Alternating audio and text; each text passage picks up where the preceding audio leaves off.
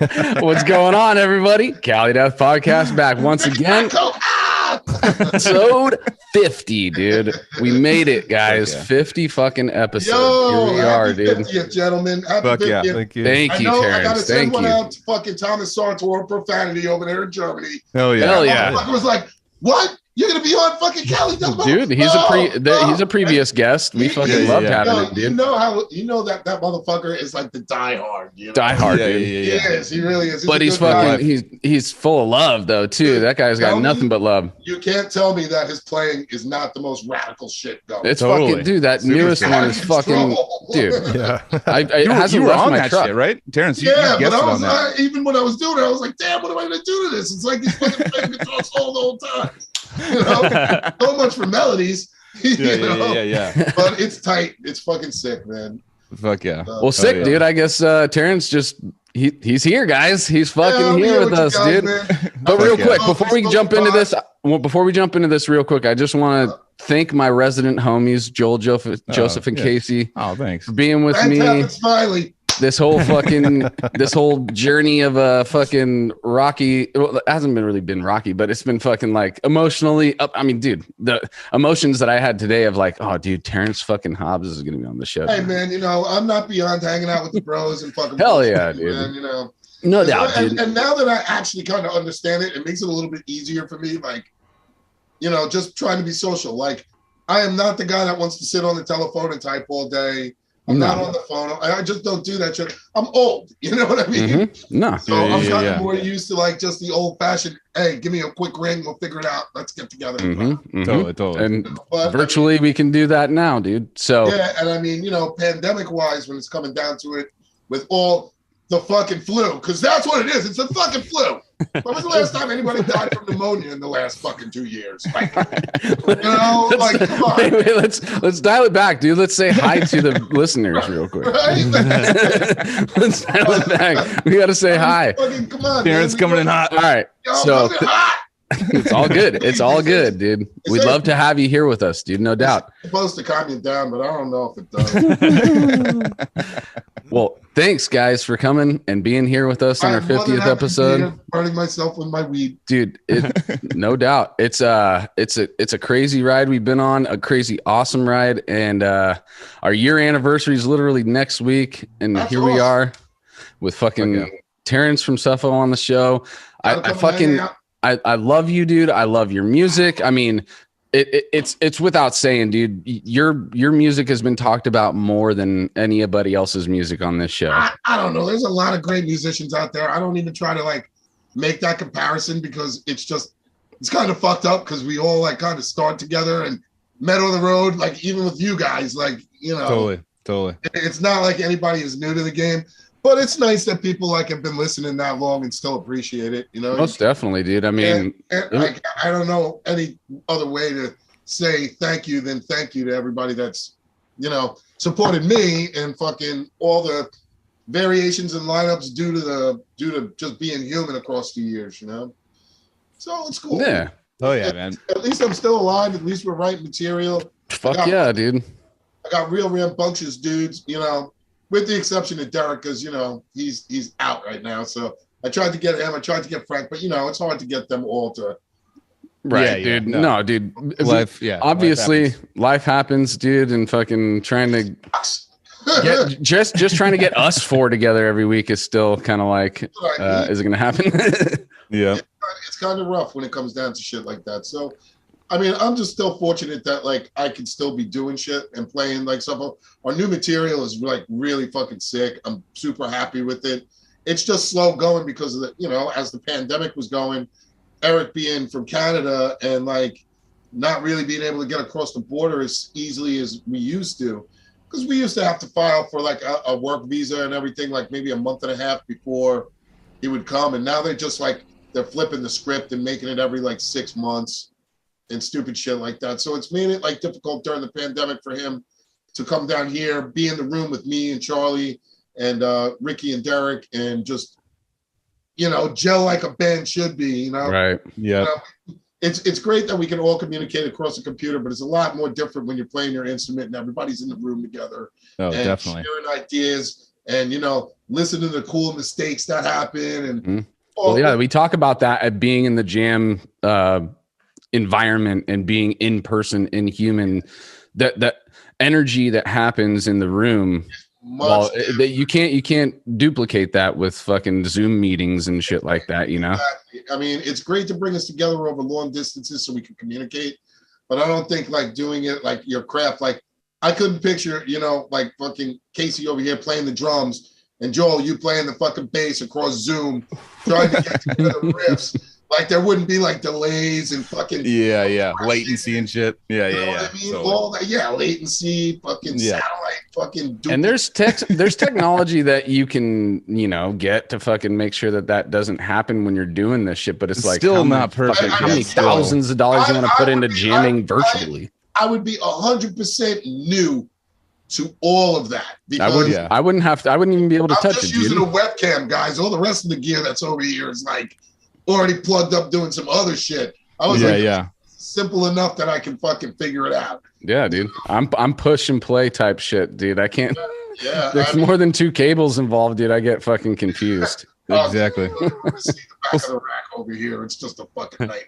So Terrance, since we have you like ninja fucking pose, like fucking cafe wires and fucking man. And I mean, I don't even have that much shit. I've got like, I don't know, I've got 3 interfaces, so I'm doing 24 channel, and then I've got like a couple of stereo DBXs. So I've got a couple of 2 preamps and shit, like, but once you start wiring it all together into the board, now you're looking at fucking cable after cable after cable after cable, and it's like just the whole troubleshooting of it all was a whole learning experience. Yeah. So definitely. I was fortunate during the pandemic area to like take my time and take my money and be able to frame this place out, do some soundproofing, get things hung up. Like Ricky and Charlie, Ricky from Discord, who's singing.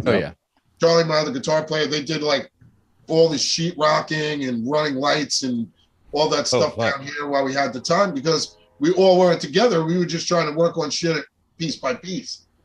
And I was like, all right, man, I'll float the bill. Here we go. Exactly. I don't get a chance to really use it as much as I'd like to, but those lights in the background look cool. Yeah, man, they ran some fucking lights there on the banners, some other stuff. That's super sick. It's like a venue. You can't see the stacks. They're like kind of behind it all. Yeah. Over there, and then I got a console and a little sub mixer over here and some other bullshit. Yep. So Terrance, the way that we usually do this, dude, is, I mean, we don't have you for nearly as long amount of time as we have for other people, but there's a few questions that we would like to be heard for sure. Yeah. But, I'm gonna try to keep you for as long as I can, motherfucker. Yeah, we're gonna. But so how the first question we always ask everybody is take us back as far as you can to the point where music was important to you, like when you're walking around and your parents, what they're jamming in the house, like and when you decided you wanted to pick up the guitar and start playing that motherfucker. All right, well, I mean, this is a long time ago now because I'm a fucking ancient old fart, but I would have to say it was like maybe like about 5 or 6 years old, and I went to my grandmother's house, my great grandmother at the time, and they had a piano and they had an acoustic guitar downstairs, but it was all old. It was so old and beaten up. I was like a 5-year-old kid, you know what I mean? So I didn't really know, but I was like, this is really cool. I'm able to try kind of like make some noise and bang tap around on all this stuff that's down here. Yeah, all right. Just turn it off, will you, for me? Yeah, cool. Anyway, see what I'm saying? I was cooking dinner up there, but my other fucking homie up there, I was like, just shut it off. So anyway, I was downstairs at my grandparents' house and fucking I would dig around on their piano. Then I knew that I liked something to do with music at that point. I just hadn't chose an instrument or anything because at that time, you're a young kid. Nobody even knows what the fuck you're going to like. Right. At that point, you like drawing and you want to have a dirt bike and you want to have a go-kart. You want to, you know what I mean? Like every other hobby in the world is one that you're interested in. So, maybe about 9 or 10, I got my first acoustic guitar and I smashed it because I wanted to be like the Who, you know what I mean?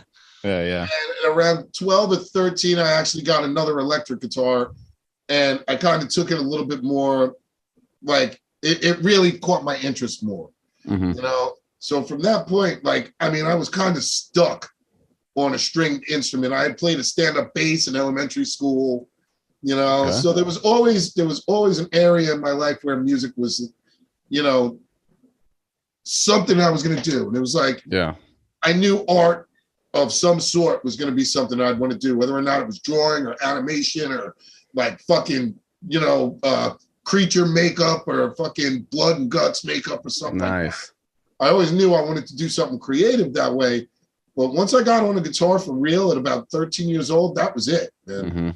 That was it. Once I heard jug, I was like, oh shit. I was like, that's fucking sick. I was just like, one jug. Yeah, jug. I was like, oh fuck.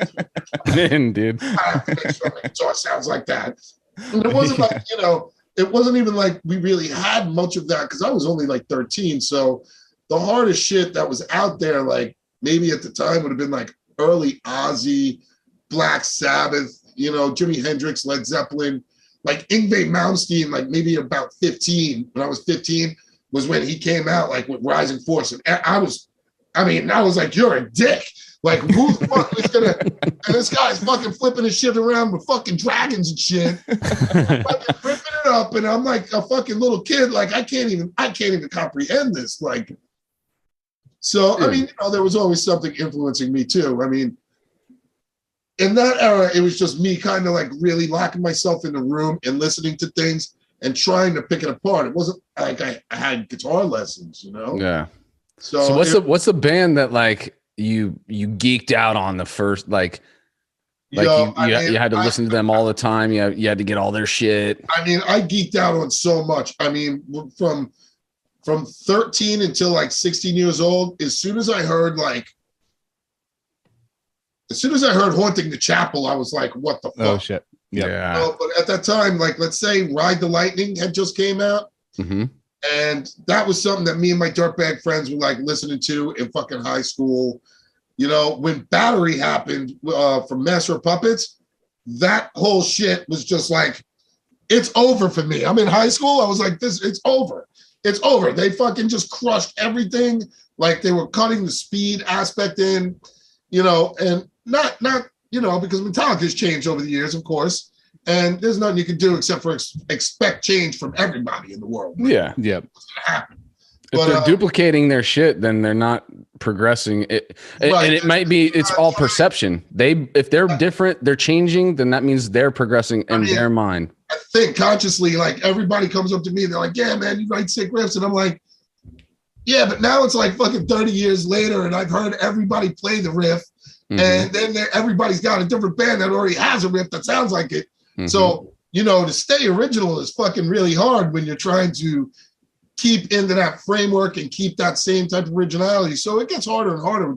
And it's cool that I have new blood because that adds its own originality to it as well. Totally. I mean, not that I was asking for it. I didn't say, dude, nigga, you're out of this motherfucker. Get out. No, it was like, this one quit. This one had that problem. This one had that problem. Yeah. And I was like, oh, I'm here by myself. I got to fucking do something, you know? So it's cool that I was able to withstand the test of time, like out in the world, like Nuclear Blast, like even when the pandemic, I was telling you about, I was on the mountain and it was like, Trump said 24 hours, you got to go home. Yeah. Like, we didn't even know how we were going to get home because we were on tour. Our tickets were already paid for to come home from Germany. Nuclear Blast fucking fitted the bill for us and got us home. So I got to say, fuck yeah, the Nuclear Blast. Hell yeah, dude. You know, in the bigger scheme of things, being a band, you know, no matter how much people would like respect you and be underground, whatever, it's still underground music. It's not like I'm fucking, you know, Beyonce or something, or with Kiss, or, you know. You're our Beyonce, dude. I think my titties look as good and my skin color's not. And man, I don't think that bitch got like this beard. She might. I don't know. It would be nice. It would be nice. I don't think I would want to have their schedule though. I'd rather hang out and smoke weed and do my own thing. Totally. Cheers to that, brother. But but let's take so real quick, since we gotta pack as much as we can. I'm off the hook a minute, so we can bullshit, man. No, for sure. So you pick up the guitar, and you start fucking playing that thing, Haunting the Chapel, Metallica, all that shit. It's crazy, like Iron Maiden, fucking all that shit. like I mean, when Number of the Beast came out, that was like one of the first things that I was like trying to learn on the fucking guitar. I lived alone, you know what I mean? That shit. Totally. Hell yeah. I was like, yo, man, you know, that's where the heavy shit was lying. But I mean, guitar sound wise though. I really have to say that when Master of Puppets came out, and I know it's because Joel, and I hate to tell it to you, I know it's because the bass wasn't there on that production. No, yeah. You know what I'm saying? I mean, they've already admitted it a billion times ago. But just the fact that that first chug, when I heard it, that was it. I shit myself. I have never heard anything like guitar-wise that sounded like that. And of course, I was into metal because, like, growing up, like, no matter what I did, even when I locked myself in my room and I was 12, 13 years old and I didn't know really how to play, and I was looking at, like, my other friends play guitar and they would just kind of tell me how, like, you know, what to do and shit, and figure out how to play Iron Man for yourself. You know what I mean? Yeah. That's how it was for me. Smoking the There's water. no tabs. You know? Yeah. Stairway to Heaven came third. I didn't know how to play anything but jazz. I was like, ew, and it just, you know, wouldn't come out, you know? Totally. I'll never forget those days. Isn't that funny though? It's like your brain's rewired when you heard that chug, dude. That first chug and boom, wiring was fucking being just that, how saturated and thick and juicy and fucking, it didn't sound human. And I was like, what the fuck? Mm-hmm. I was like, what the fuck, man? That's crazy. But of course, like, all right, now I'm that age and I'm listening to like my local college radio stations around here.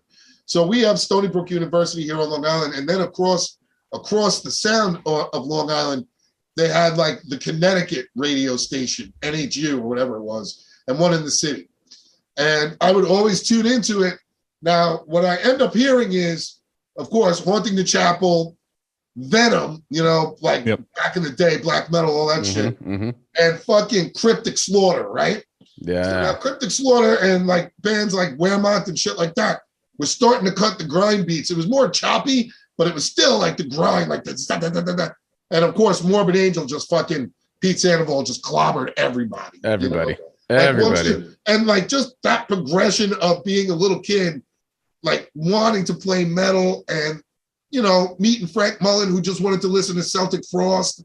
And like, you know, so where'd you meet Frank? That was what he wanted. You know, that was his thing. So meeting them and having the kids in school and being able to like, just did you guys all go to school together? Well, me and Frank ended up going to school. Like for me over here, like after 9th grade is high school. So in 10th grade, I met Frank. But he had moved from a different school district. So he wasn't like, and like we met in school there, you know, and we've been friends ever since, obviously. Fuck yeah. But, yeah, I mean, that was when like the band was like kind of formulating with each other and trying to find different members. It was like, I ended up meeting Cerrito and Mike Smith and shit like that from his old school district. And we would go and play Battle of the Bands at their school district, even though me and Frank now were from my school district. Yeah. So is there a project that you guys had before Suffo that you give? There was so many different ones. It's like hard to even, you know, nothing like really got off the ground. We were fucking kids, you know, so everybody was kind of jamming with each other. And it's like, even like Chris Basile from Pyrexia, Guy, Josh, fucking, you know, a whole bunch of different people. Like we all intermingled with each other so much. Like at that point in time, there really wasn't like a fully solid band. But one day, me, Josh, and Frank were in the studio. I mean, not in the studio, in the mall. And we were hanging out and like in the food court where we knew all the little fucking hoodie girls that were there. And, you know, we fucking all just be mall rats and shit. And, you know, he just was like, hey, why don't you just name it Suffocation? It was like, oh, okay. And that was that. Like, it's kind of fucked up. Damn. You know? Just in a food court. That's in a food court of the fucking mall. Being mall rats. We used to go through the mall and fucking go through like all the security exits and then go through those doors and go down inside the fucking mall into the boiler rooms and shit and smoke weed as little dirtbag kids. It was called Zappa's Dungeon.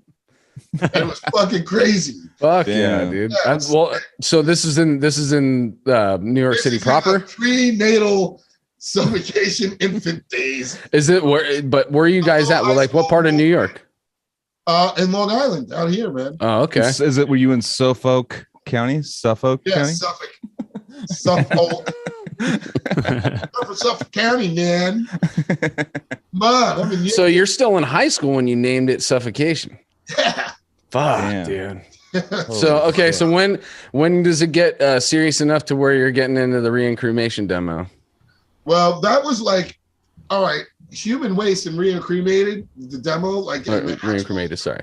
They were all kind of being done at the same time, which is fucked up because Human Waste actually came out before the demo did. No, you know what I mean? Shit. It's an EP. So in like 1990, 1991, is really when Reincarnated came out, but that's also like when Effigy came out later, So it was like we were working on a demo and we had that in production with Human Waste re-recorded, and Human Waste came out before the demo did because we were just tape trading that. You know what I mean? Like to everybody we could. We were lucky we could even do anything. We had all of our tape decks going, buying fucking TDKs and shit. Yep. Or, I caught the last wave of that shit. I was still into cassettes at the end of it. It was a little different back then. Now it's not like you just post a flyer to Instagram and Facebook and fucking, that's how you promote the show. Dude. Like literally we were just like mailing tapes to motherfuckers all the time. So physical copies were actually the best thing to have. Yeah. Yeah. But so from that point on, man, we were just kind of gung-ho on things. And it was really tight because, like back then, underground bands, nobody gave a shit. It's like, we were lucky if there was a scene, there wasn't a lot of attention and shit like that. But I'm happy we did it all through school, and I'm happy I was able to stick with these guys, Most definitely, dude. I mean, to say that Suffocation is the band you started in high school, like it's just blows my fucking mind, dude. It's burnt, man. It really does. What did you take, like, as you were influenced by like a bunch of like Pete Sandoval and Death Metal stuff, but like where did you because you guys took a next step, you guys were basically like, heard the death metal of the day, and then you were like, all right, well now we're gonna make it like, was it just like, because it kind of still is that to this day, it's like a competition, like, oh, you're gonna do this, well we're gonna do this, you're gonna do this, we're gonna do this, right. Kind of everybody is trying to become a human machine, but I think that's more from a drumming standpoint, which is kind of beat, because a lot of cool riffs, like, I don't know, you should be able to have a really good riff, and no matter what beat is on it, it'd still be a cool riff, No, totally. In my opinion. But everybody was trying to fucking one up the other one and just make it more and more and more extreme. And I don't know if that was the best thing in the world, because like, you don't want everybody stepping on your intervals when you're playing on things and shit like that. You want it to be creative, and like you look at it as a piece of music written out or something, you want everything to be like coherent, Mm-hmm. And that's when everything sounds the best. And I think it got taken to a level like where, I mean, except for like bands like Napalm Death, which grindcore, more noisecore, shit like that. They have their time and place, and a lot of those bands deserve their time and place because they made that sound. I don't know how we happened to progress from going from,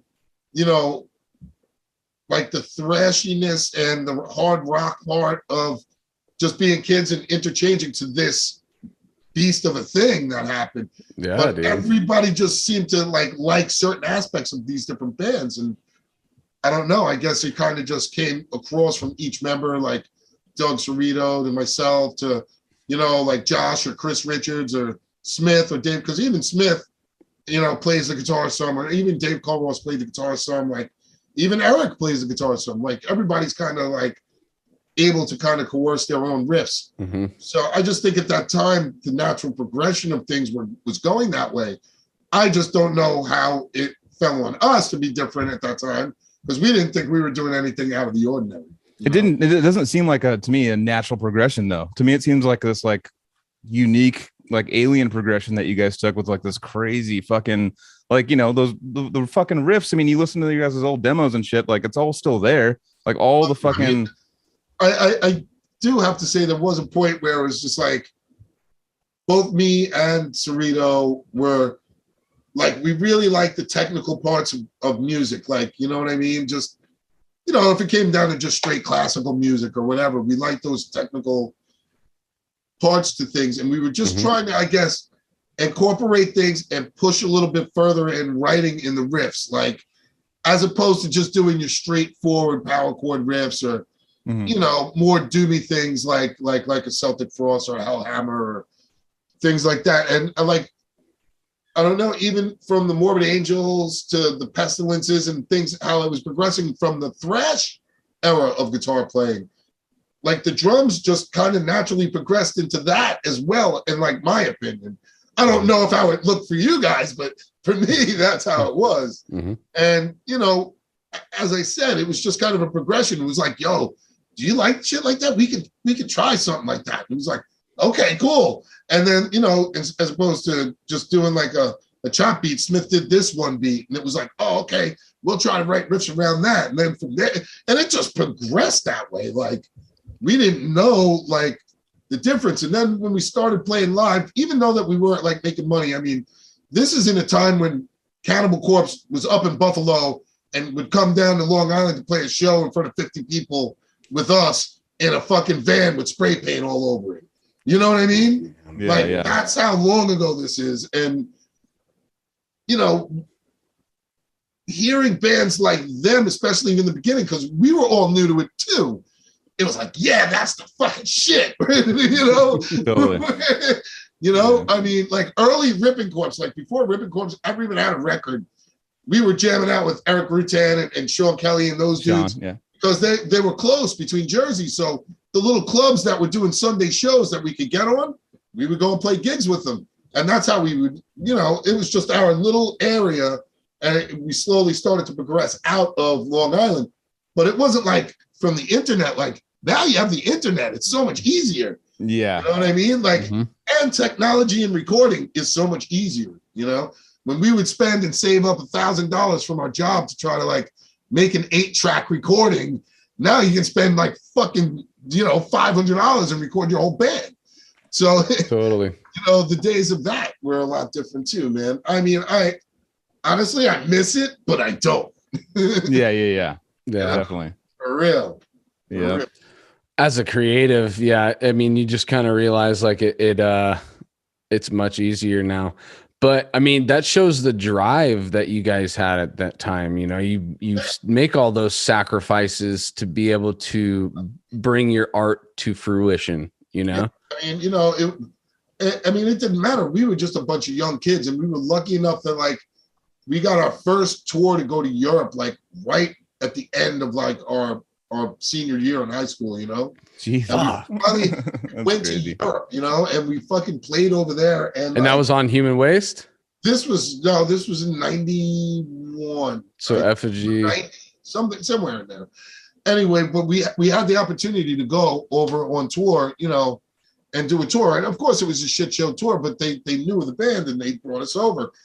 And like, I don't know anybody that was like so more supportive than like our families at the time and shit like that, to be like, yeah, you guys are gonna go, you're gonna fucking be on tour, holy shit. Like that was the first time I was able to get out. So I mean, really, I'm fortunate. Now bands, like if you have a band and you're on the internet, you can just, you know, it's a lot easier to work back and forth than like, I guess the way it was for us. It was really, really ground pounding as opposed to being boots on the ground, kind of fucking getting your shit out there and all that stuff. Yeah.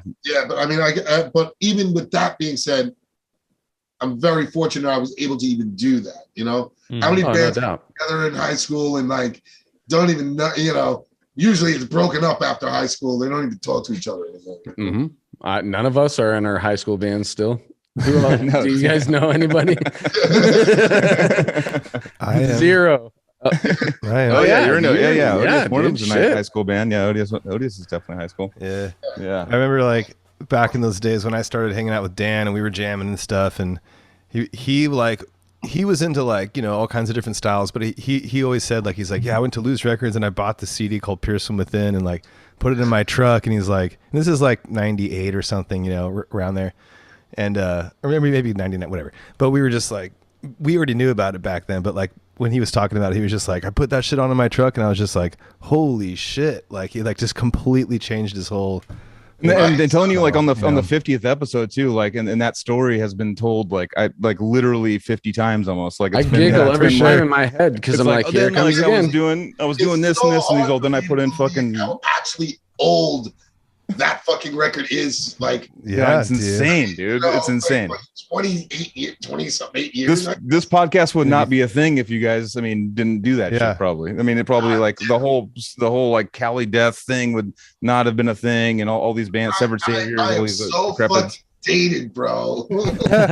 Our listeners are gonna roll their eyes because I'm about to say the same thing I always did, but with Pierce from Within, you guys made like a software upgrade for humans that are into death metal, and once they listen to it, their software is then upgraded to be able to take on.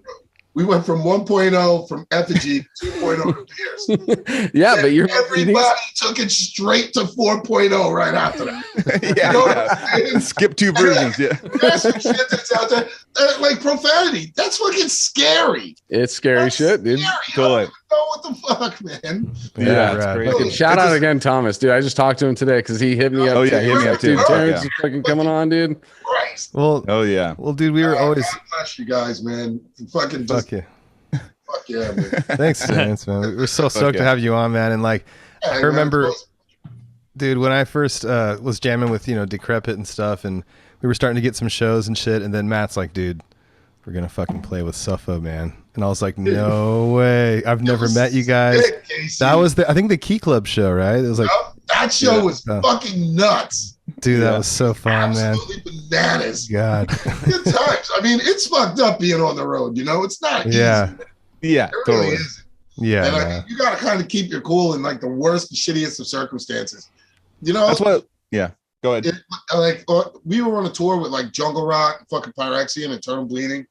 And I was getting brand new PV cabinets from PV, and they were like, yeah, we're going to deliver them to you at the show in fucking Texas. And the dude from PV was going to be there, and like everybody's using our backline, The backline's in the back of our vehicle that's broken down on the side of the road.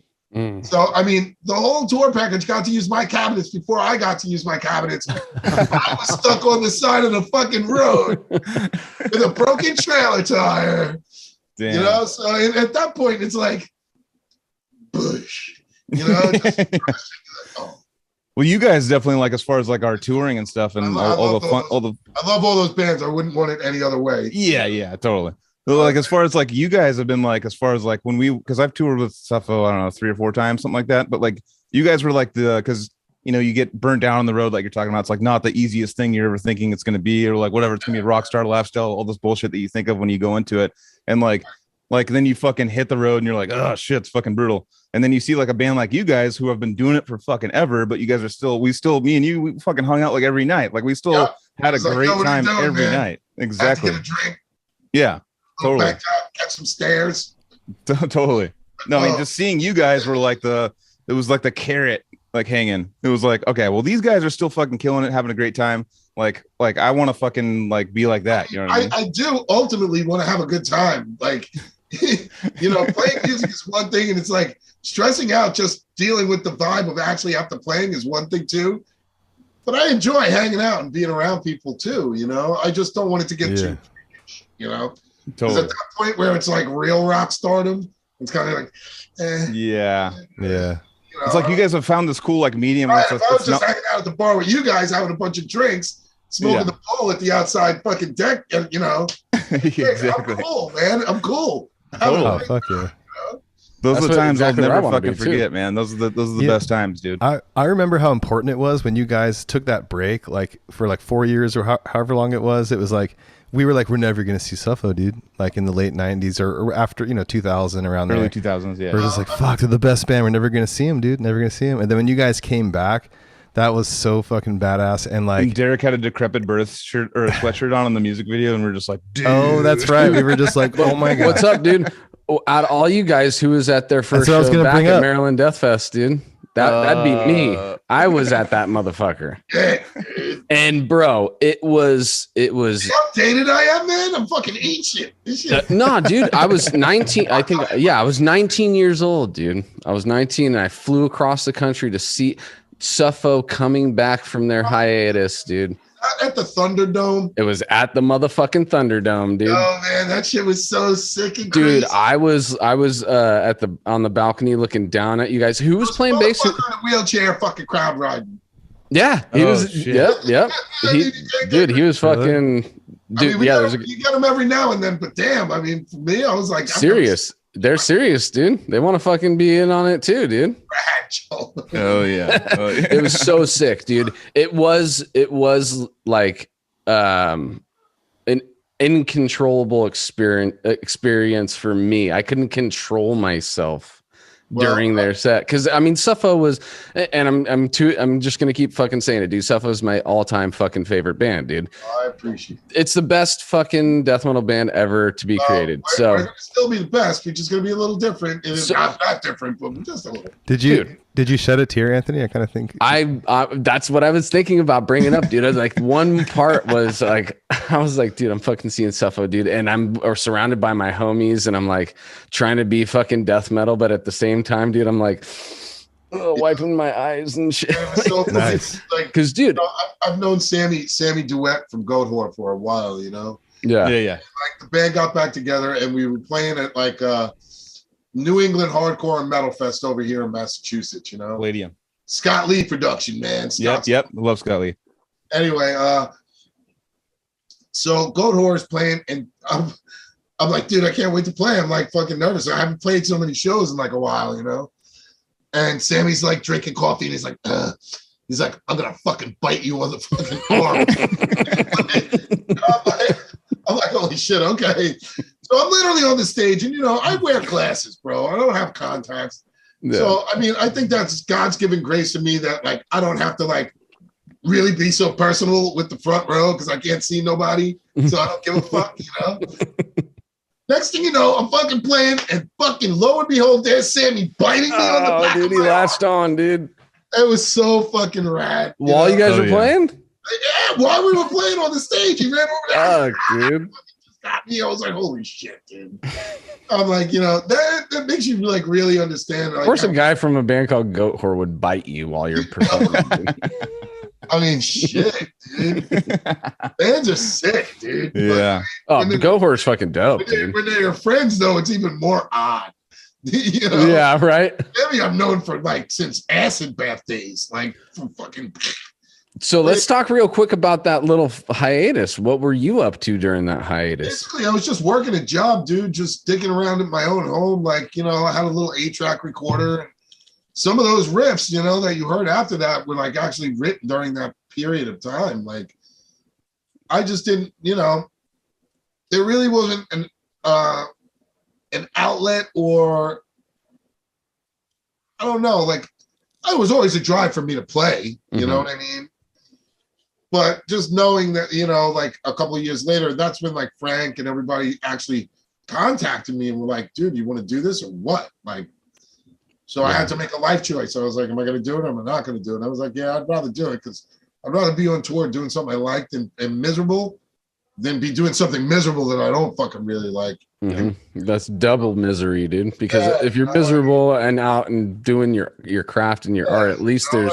What do I do? You know, I'd go into fucking making creature masks and stupid shit like that. Fucking now, you know. Yeah. So I don't know. It was a tough decision to make, but it was something that obviously it was like, you know, I always knew like the music and remembered it, and you know, it's just part of the name of the game. Like after you fucking sit there and you play the shit so much, you kind of remember it.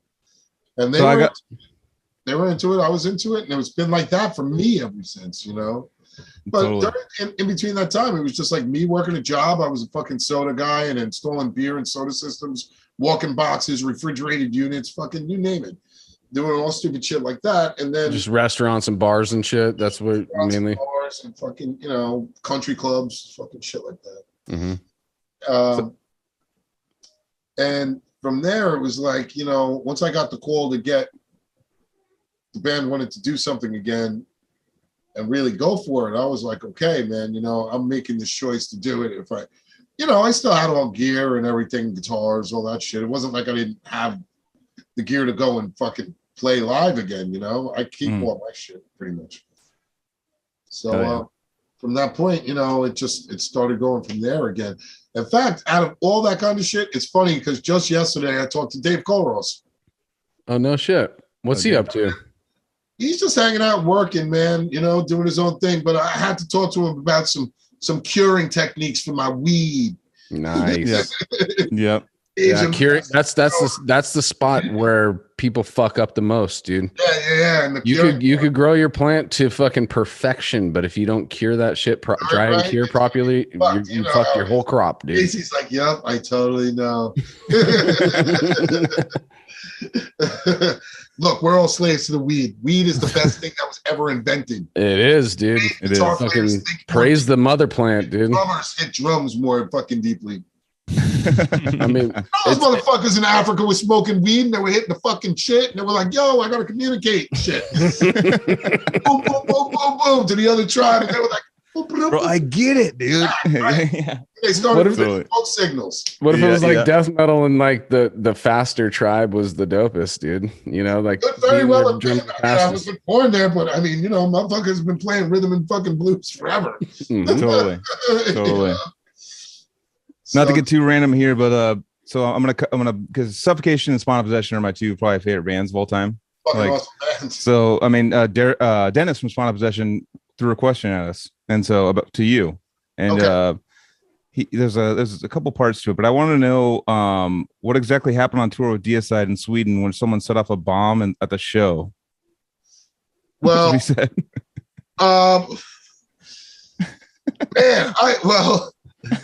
it's so hard to remember because that was with Deicide and that was like a billion years ago. Yeah.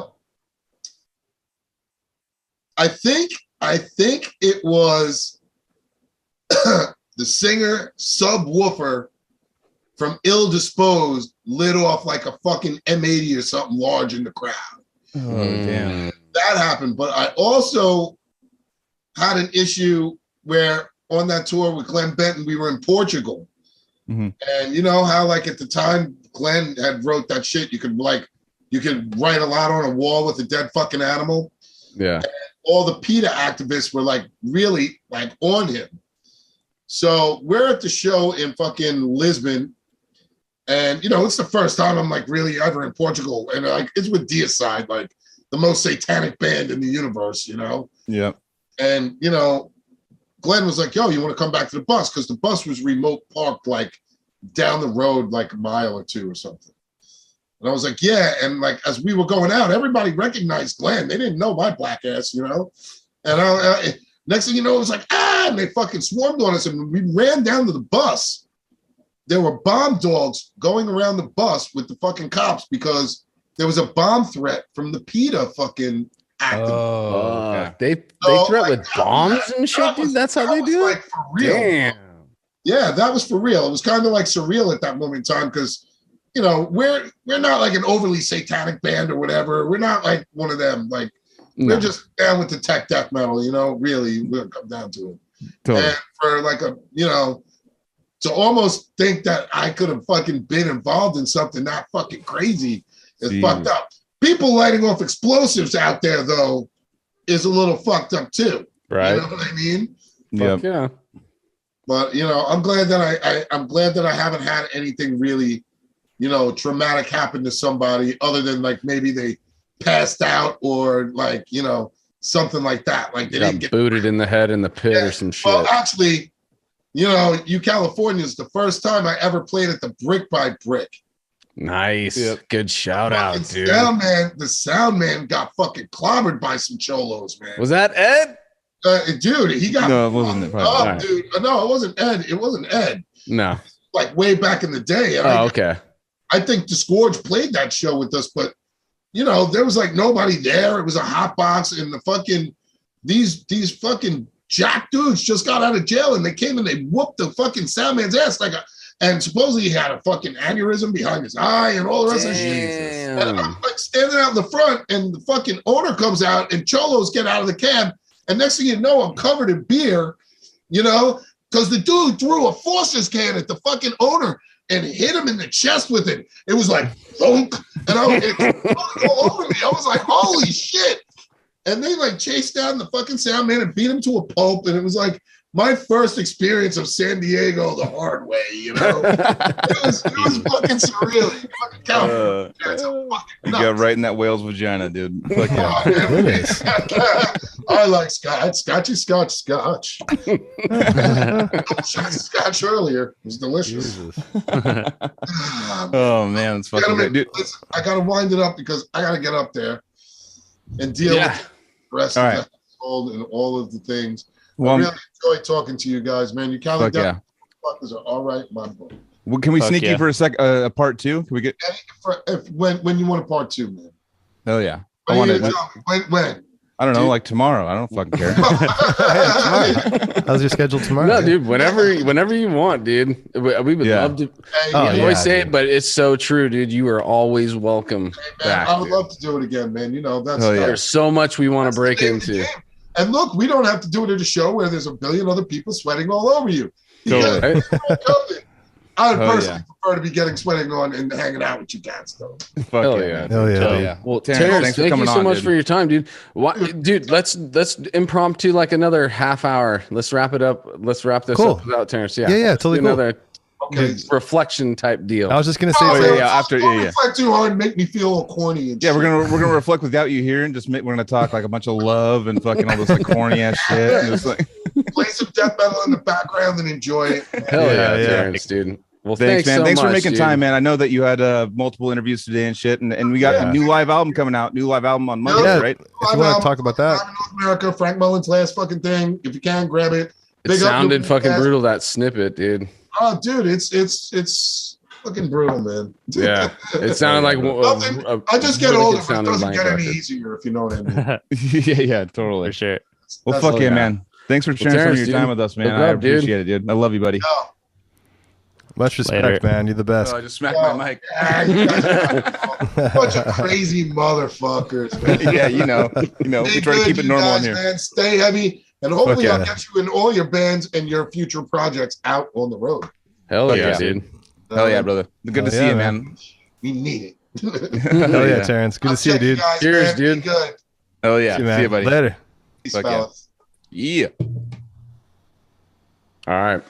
So keep that shit recording, dude. Fuck it. Let's do our little thing. Yeah. Since we did that such quick, I didn't realize it was going to be that quick. But we got. Terrance Hobbs. He's been doing like interviews all day, I guess, and it's just like they got that new album coming out, or that new live album coming out. So they got a fucking. He's just been promoting. Like I've been seeing him just like he's on the circuit for sure. He's fucking like all day long, and like he's on the East Coast, so it's just like.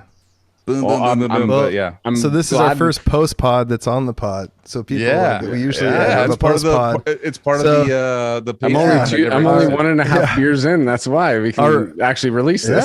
Yeah. What's our totally? What's our 1 year anniversary? We appreciate all you guys. I think actually tonight's the 1 year, dude. It came out on the 1st. I thought it was October 1st. It's the 30th. Yeah. So tomorrow is going to be. I mean, when it falls on tomorrow. the Yeah, we recorded the first one on the 30th and released it on the 1st. Yeah, the producer, dude. I knew it, dude. See, I didn't think about that till now, but now I'm thinking about it. So isn't that weird though? I thought like you go through it and it's like the Thursday the 30th would not be Thursday the 30th the next year, but I guess.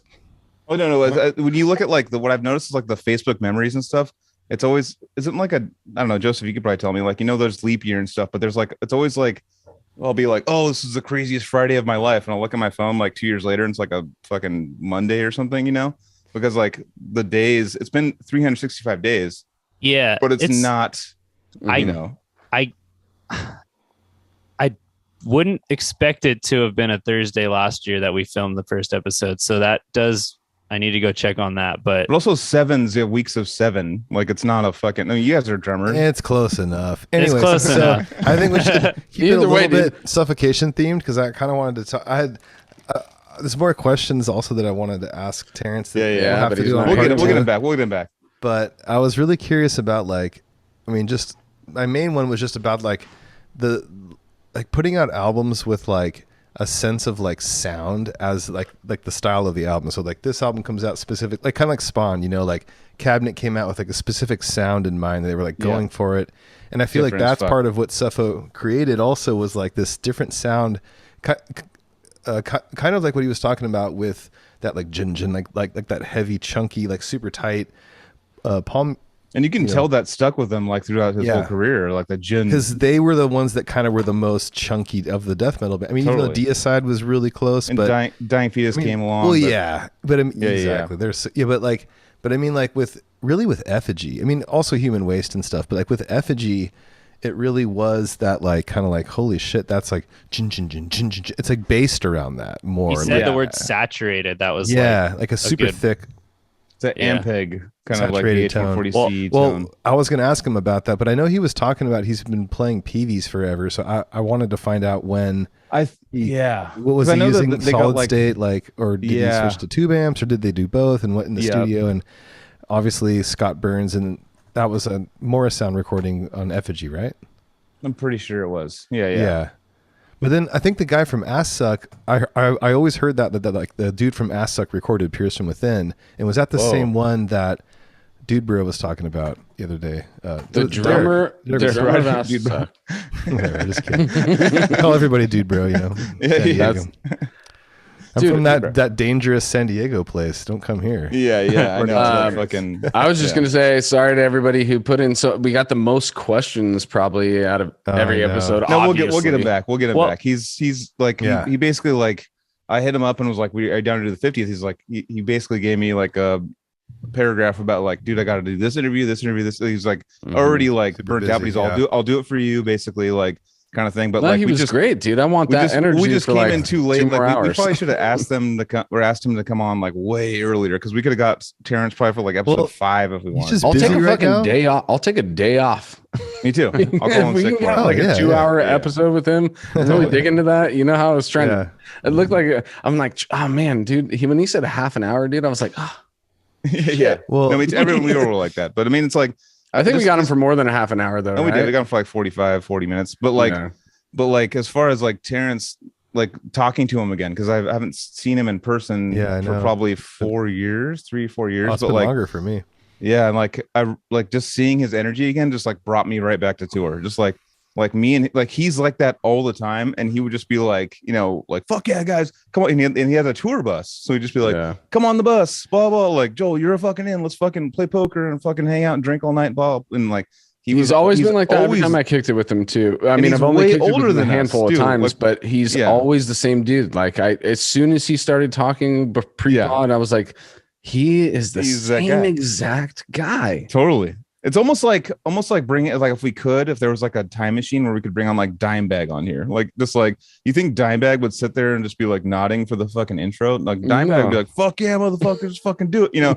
Like, you know what I mean? Like he reminds me of like a Dimebag of death metal, basically, of just that same kind of vibe and that same kind of like it's a very positive, like happy, let's fucking hang out and have a good time kind of like thing. Isn't that much more? It's so much more fun. And then there's dudes out there that literally have to like be pissed all the time because that's their persona. And then they just are pissed all the time. It's like then the legend of death metal is like the fucking happiest. Most of those guys. It's like the legend of death metal is like the coolest, happiest dude that's ever existed. You know what I mean? Well, that's what I heard the drummer from Dark Throne like actually just like listens to comedy and laughs at the bar by himself and shit while he's drinking beers. That reminds me of fucking when Casey and I toured Europe. I might have even told this. I mean, I've told a million stories on here, but there was like we had this Polish road crew that's like this very stern. They're the Behemoth road crew. They're Behemoth people, and they're very like stoic, like fucking One of my favorite memories, because they would loosen up every now and then. I mean, at the end of the night, they'd drink up like 2 bottles of vodka and just be like the most fucking wacky motherfuckers you ever met in your life. Yeah. But one of my favorite fucking memories of them. Brovar is still on tour with Behemoth. He's Behemoth's main dude. But like he basically like it was a bunch of chairs outside, like on this little staircase, a little concrete staircase, and they had a laptop, and they were watching a Chris Rock stand up in Amsterdam or something. And like I remember that. And watching them like like all the like jokes that we all would just be like dying at, they were just stoic. But like every now and then, like Chris Rock would say something, and they would just all die together laughing while we were stoic. Oh, It was a completely different. Like their humor was just in a different because they're very stoic kind of folk, and like they're very like tough and stoic. But every now and then Chris Rock would just like wouldn't even be the punchline wouldn't even come, and they were just like it's in the middle of it, and they would all like a group of 6 people just be like smacking their legs and laughing as hard as they could while we're like, what the fuck's going on? Like it's coming. The funny part's coming, guys. You guys are like in there, but it's just it's just a total like a different style of I mean, just with their language barrier and stuff too. Like I don't know, just something that like Chris Rock would do to them, just like hit them in the feels. Yeah, but I know what you mean, dude. Like when we toured with Suffo, like that first time we did like I think I did 2 of them with you. I think I did 2 tours with Suffo. Probably, yeah. That sounds right. But my mic so people could see that full logo right there. Yeah. Oh yeah, nice. We got to recap that show in a little bit. Yeah. But, I'm down, dude. What I was saying though is that like it was like such a big deal for us to be able to tour with Suffocation, and like it was so fucking amazing, and we were just like, fuck, dude, this is gonna be insane. And it was just that one show that you played was such a big deal. Yeah, even that first one I was talking about, the Key Club, I think that was like 2006 or something like that. I think so. I remember you guys going like, we're playing with Suffo. I'm like, shut the fuck up, dude. So we played at Suffocation at the Key Club in Hollywood 2006, and that was the first time, and then we finally got to tour with them I think 2008, I think is what it was. And so we did like a tour with them, and then we did Summer Slaughter, I think, with them or something like that, with Necrophagus, right? Yeah. Dude, it was like so crazy because we were just like, holy shit. But then like we'd be all like, this is insane. We're like nervous or whatever, all this, like our heroes and this and that. And then Terrance is like, what's up, guys? Let's hang out. And we're just all like, Jesus, like, all right, like, cool. How'd you get the nickname Smiles? Because I don't know, he just calls me Smiles, like, because he's like, never smile, dude. I never smile. Yeah. Smiling, I mean, dude, I'm on tour with Suffocation and like all these bands, and I'm just walking around. Why wouldn't you be smiling? You know, like I'm just like, yeah, dude, what's up? Dude? And then Terrance walks up to me, and I'm even more smiling, like, it's Terrance, dude. He's always just like, Smiles. Yeah. So I was wondering if he's gonna remember that, and then he just busted right out. He's like, Smiles, what's up, man? Yeah. It's so sick. He was way down with Decrepit Birth too. Yeah. Oh yeah. And he wore our shirts all the time, like on stage. Yeah. And Derek from Derek Warrior was in Decrepit Birth, and he's like Alex Webster with that shit. He's like from that era, but he reps like the younger generations. Oh yeah. There's a picture of Suffocation, and Derek's wearing a Decrepit hoodie, and someone else is wearing a Discord shirt. I'm just like, Cali death metal, dude. Like, dude. Getting over, dude. I mean, it's cool. Well, they inspired it. Like, exactly. I mean, I'm just saying Alex again because he's another example of that dude. He owns all 3, I don't know if he does now, but he has worn all 3 of my band's shirts. Nice. Carnivorous, Odious, and Severed. I'm like, dude. Alex Webster. Yeah. So cool. It's so cool. But yeah, we're not talking. Well, fuck you guys, dude. Happy anniversary, dude. He's all, dude, fucking, he's wore all me. Well, okay, you guys are just decrepit birthing out for a fucking. I didn't say. I mean, yeah. No, I get it. No. Seeing that shit, like, I remember, dude. Like, there was a Suffocate that actually when Jeff, there's part on that Jeff podcast with Jeff Hugel, or Hugh Hell, I don't know the fuck. Huel. Hugh Hell. Give me Huel, give me fire. Where he was talking about on that podcast, where like that was the night where Derek wore an Odious Mortem shirt at the Pound, and I was just like, I'm in. Dude. It's the best feeling, we're all in, dude. We're the coolest people. Feeling. Yeah. And he was like, he's all, fuck yeah, I'll rock it, and just rocked it at the Pound, like sold out show, and like we were just like, dude, he's wearing the shirt, and like all the, it was like amazing. And then I got that real quick. The story was that I went backstage and like was being like, yeah, fuck yeah, and then Jeff's wife's sister was the one that was like, get the fuck out of here, what the fuck are you doing? Oh yeah, that's okay. Yeah. I'm on the dude's shirt, like I know, and Jeff was just all, dude, like I felt bad about that for years or something like that. That's great, dude, because it was like, you know, the Hell's Angels back her up. I mean, that's the universe taking that's the rubber band effect of the universe, dude. Let you out so far. I was scared as fuck. I was scared when that happened. I was like, Jesus. I remember like being on tour, and I've told him like one story before, but like anytime I was like around Frank, just like me and Frank, I was just like always like, dude, that's Frank, because Terrance and Frank are and all of them. I mean, just they're icons. They're all the nicest people. But I like grew up with those pictures. I mean, that was like my favorite band and stuff. And so it's just such a trip for me. Like since I was in high school, it's just that mental thing. And and like one time we were like I think it was in Austin, Texas. We were playing that show, that outdoor stage. That was the one with Whitechapel. Okay. And we were like, like in I'm like I had my drum hardware in a fucking trash can, like a plastic trash can, and it just fallen apart. So I'm like walking by the whole line of people. It's just scraping with like stands sticking. It's all, and I'm like, aren't I sick, dude? I'm so pro. It's just like so bad. And then, but anyways, like, but there was like this moment where I like had this like super nerd moment where I was just like, oh my God, that was like the coolest moment of my like life, you know? And I'm like standing in this circle talking to like a couple people. I can't remember. It's like Matt and like me. And then like Frank was like right there, you know? And people were talking and saying some shit and like someone said odious mortem, like da da da da. And then Frank like stopped. He's like, what? Odious mortem? That shit's sick. He like said, and I was just like, dude. I like almost peed my pants, dude. You know, I would have actually peed my pants. And then Matt or someone's like, "Oh, that's Casey from Odious. He did Odious Mortem." And Frank was like, "Oh, cool," you know. But I was just like, "Dude, fucking like." It tripped me that was like one of my coolest moments like ever. Like I would cherish that shit, dude. That's Cryptic had just come out or whatever a year ago. That's what's so cool about death metal is like you meet your fucking gods, and they're just super fucking cool. They're not like all pretentious and like it's not like a pop scene or something where it's because it's still underground, dude. Like Terrance was saying, we're still underground, exactly. And I feel like Terrance what he was saying too, what he was getting at was like it's underground. Like he doesn't want to be. I mean. I'm sure he would be down with like he's the biggest fish in the small pond. That's what but I'm sure he'd be down with like money and stuff. But where he was like kind of getting at, he was like, dude, I just want to fucking hang out and drink beers and I don't want to like have this like big like he has the skills to fucking take this step and get out of death metal and go make millions being a fucking guitar player in some shitty band. Well, it's just one of those things where like you look at the people that are fucking like.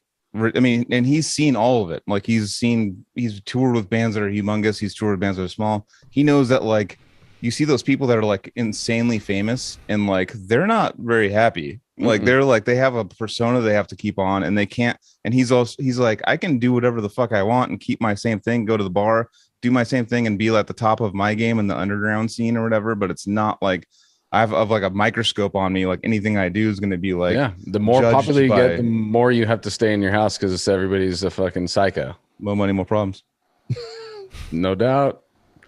Joseph, when was your first introduction to Suffo, dude? Like tell me about that. Like, because you're from the younger generation. So what was the album? Dude, I've been thinking about it. I like can't remember the specific moment I heard them. I know it was like the same milieu as when I was like downloading shit and I must have downloaded some songs or, you know, but I do remember going in to record my first demo with Kanos and Max Zigman, our producer, asked like, what do you guys want it to sound like? And I was just like, Pierce from Within. Nice. And so like when Casey was talking about like that sound, like that they were going for like that by that point, which was like 2009, 2010, like at that point we were all obsessed with Suffo. And that was the album. And I remember I must have listened to it a lot in high school a few years before. And I was into Pierce. I was into Effigy.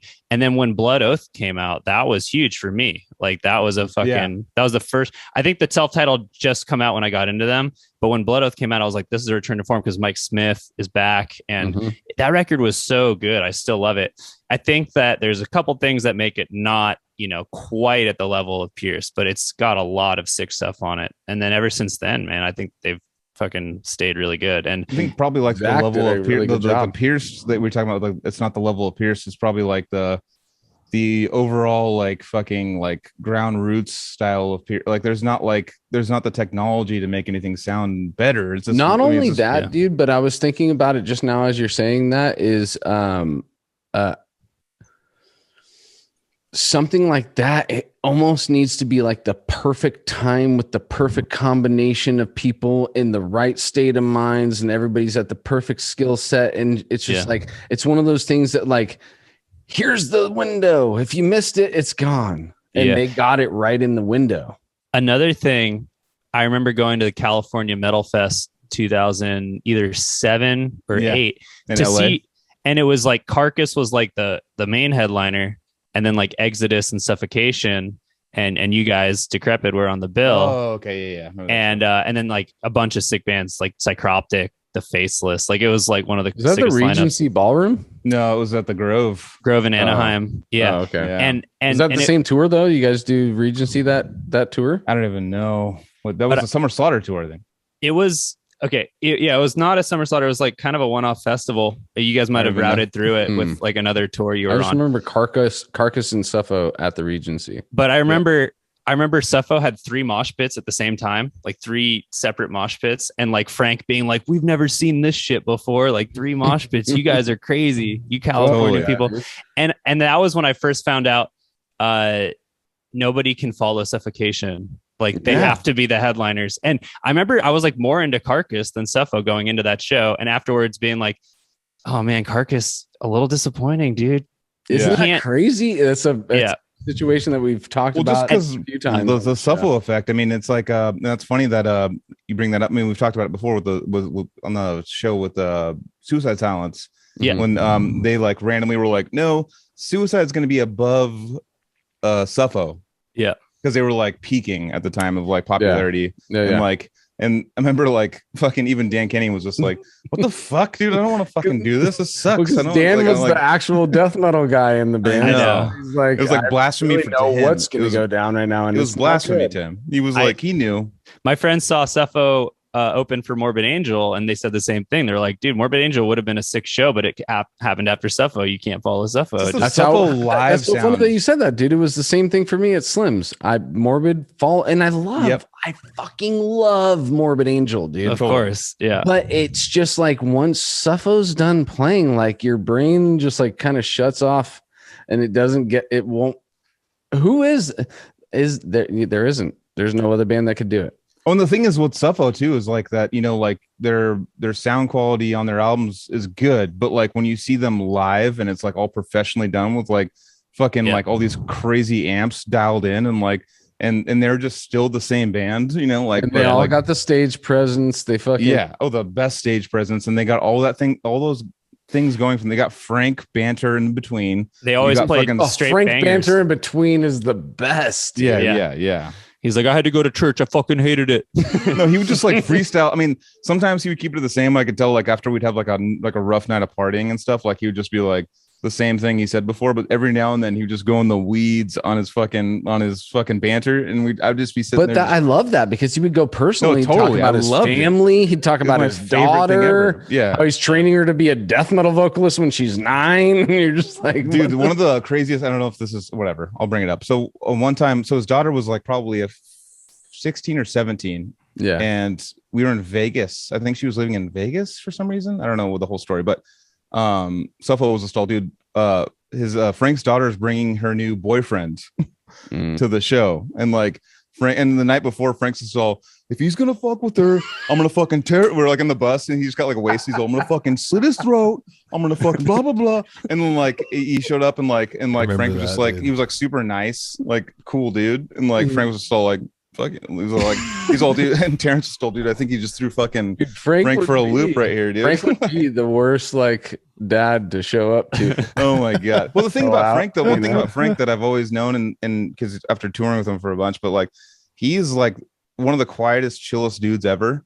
He's like probably one of the chiller dudes I've ever hung out with on tour, and like we'd be like outside of a venue, fucking 4 p.m. and just like shooting up the shit because we're fucking bored and we're just hanging out, and he's just like super low volume talking guy that's, you know, totally, but he's not Frank, but then like if he has a couple drinks he could just turn it on, dude. Yeah and it's just like gets up there and just like fucking, and he even turns it on stage though, like even if he's sober on stage, like it just like it's a switch that flips and he's just like he's back to front, like he's Frank, you know what I mean? Like he's a very interesting guy, that's why like that guy, like the man that made me want to start doing the vocals, dude. Totally. That's the man right there. And he's super hearing fucking, his voice. Yeah, if you know about the Dallas Cowboys and you talk to Frank, you'll immediately get his attention. If you he's a Cowboys trade fan? secret. Yeah, trade secret. But I talked about me and him go back and forth with the Cowboys stuff all the time.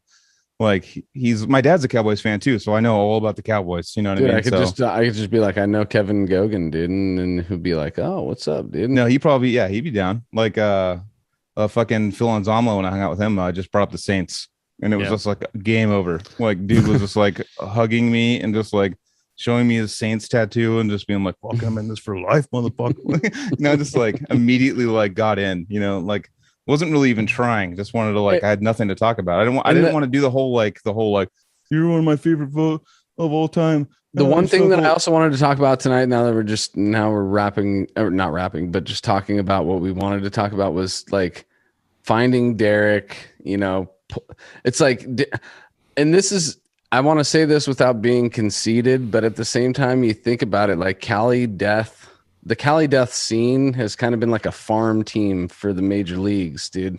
Like, there's been countless musicians that have been pulled up to the major leagues out of our scene, Totally. Yeah. And I mean, Derek Suffocation started it. I mean, Derek just went to the Yankees, dude. That's what Suffocation is the major league team, and we're all like farm.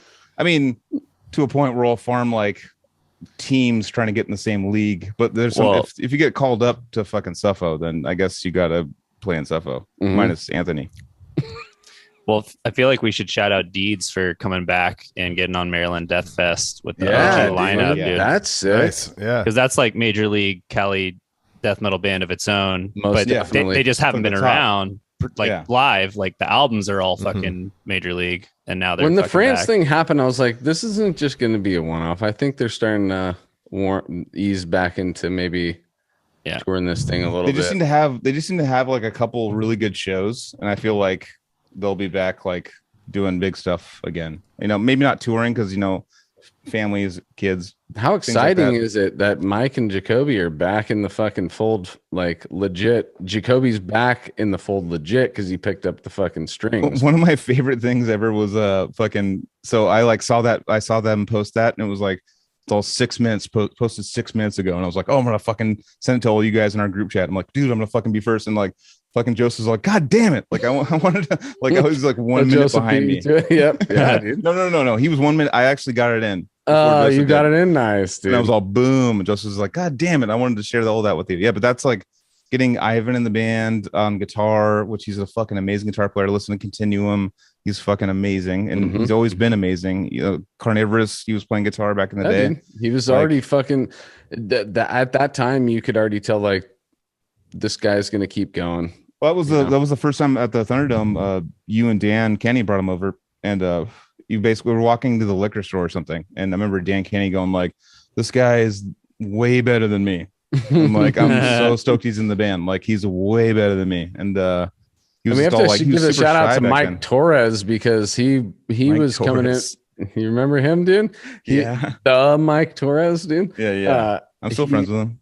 He was playing bass for a little bit, and then it was just like, I got a friend that plays guitar, and then fucking the Chupacabra shows up with a bong and a bass. Yeah. Mike Torres is probably the sexiest male, or bong and guitar, excuse me.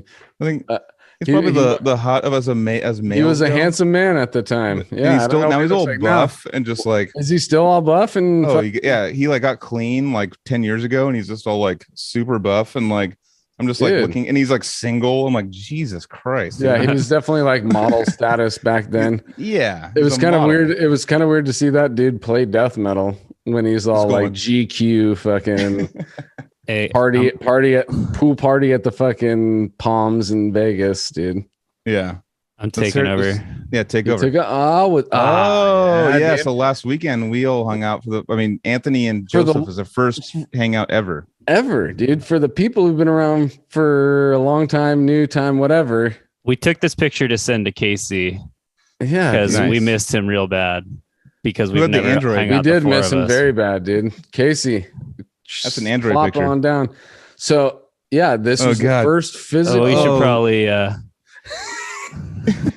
Wait, was that some fucking? There's some other pictures, but I should probably check with people before we show those in close up. But other people we saw that night. There were some other appearances that night. Okay, but yeah, cool. Dude. So that was the first physical time Joseph and I have been in Dude, Close shout out to proximity. Ontogeny, to Nate, to bringing us Yeah. all together, dude. Yeah. Which- Dude, how sick was Ontogeny live? Like live, that's like such a primal, cool, fucking rad band. Like, I mean, I went there because I've always loved Ontogeny and I've listened to them. I've had their shirts obviously on tour in fucking 2006 or 7. Like I've been listening to them for a long time, but like to see them, like I've seen them a couple times live and I'm like, yeah, it's cool. But like to see Nate singing and playing guitar and like all the things that he was doing and with that bass player and that all the shit was just going. Yeah, Keith Kenji- is a fucking madman on drums. Kenji and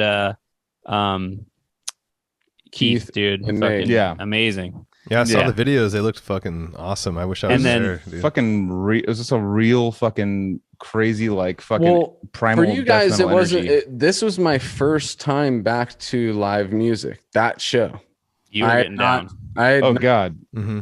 I was getting down because I was fucking feeling it, bro. Like You were feeling totally. it. it was going straight through my body, and I love it because I and Nate may blush when I say this, but I say it all the time, dude. I've always been at bat for Ontogeny. I've always Me told too. people, always, if you don't know what the fuck is up, you need to know what the fuck is up with that band, dude. And they're all, I love that they're all, independent DIY. Yeah, me too. Me Fucking too. grinding. They just fucking do their shit and then they make their art and then they put it out themselves. So please go support Ontogeny. Go support Bongfather too. I tried to dig for it before Cartilage, the show. dude. And Cartilage, excuse me. Sorry. Dude, Cartilage, Everybody dude. on that Adam from Cartilage took me out that night. We went to fucking DNA I was too Lounge. hammered to Oh, go. you made it out? I was Oh out yeah, there. we went to DNA Lounge and hung out with Paul Ryan all night, and he was just like, I didn't Paul, know that. and Paul was just like fucking throwing us shots all night, and we just got like obliterated. It Like, would the have whole- been it would have been so bad for me if I I went. saw the pictures, dude. Oh, I was like, man. so there he is, dude. Paul Yeah, no, Professor, no, the and professor Paul was got just me like- home safe, dude. Yeah, I got saw me a that. fucking Yeah. t-shirt. When the fuck are we gonna get Paul on this? We've been trying to By get the way, Paul guys, on the wait, podcast. I'm for gonna move this out of the way again. I'll get please. Paul now after that. We had I've been trying for a you. year, dude. Because in the I'll very get him on. beginning, we Oh, were no, like, I'll Paul, hit- you got to come on. And then he was So like, Adam man. from Cartilage is in a band with him, and they had to and fucking I showed up there and fucking like Paul was just all dude. He was just insane because he had been working since like 9 a.m. and it was like fucking 2 a.m. and he had not stopped at a bar, and he was just like, oh, like What? fuck man, like he's like trying to like hook us up and be like as cool as he can in the situation where he's like so fucking tired. He was like Yeah, for dying tired, but like trying to drink with us and like be like, yeah, I'm still keeping up. I'm like, Jesus, Damn. calm down, son. But no, he hung with us and fucking bought us a bunch of shots, and he's just all me and Adam have a jam session in like 6 hours tomorrow.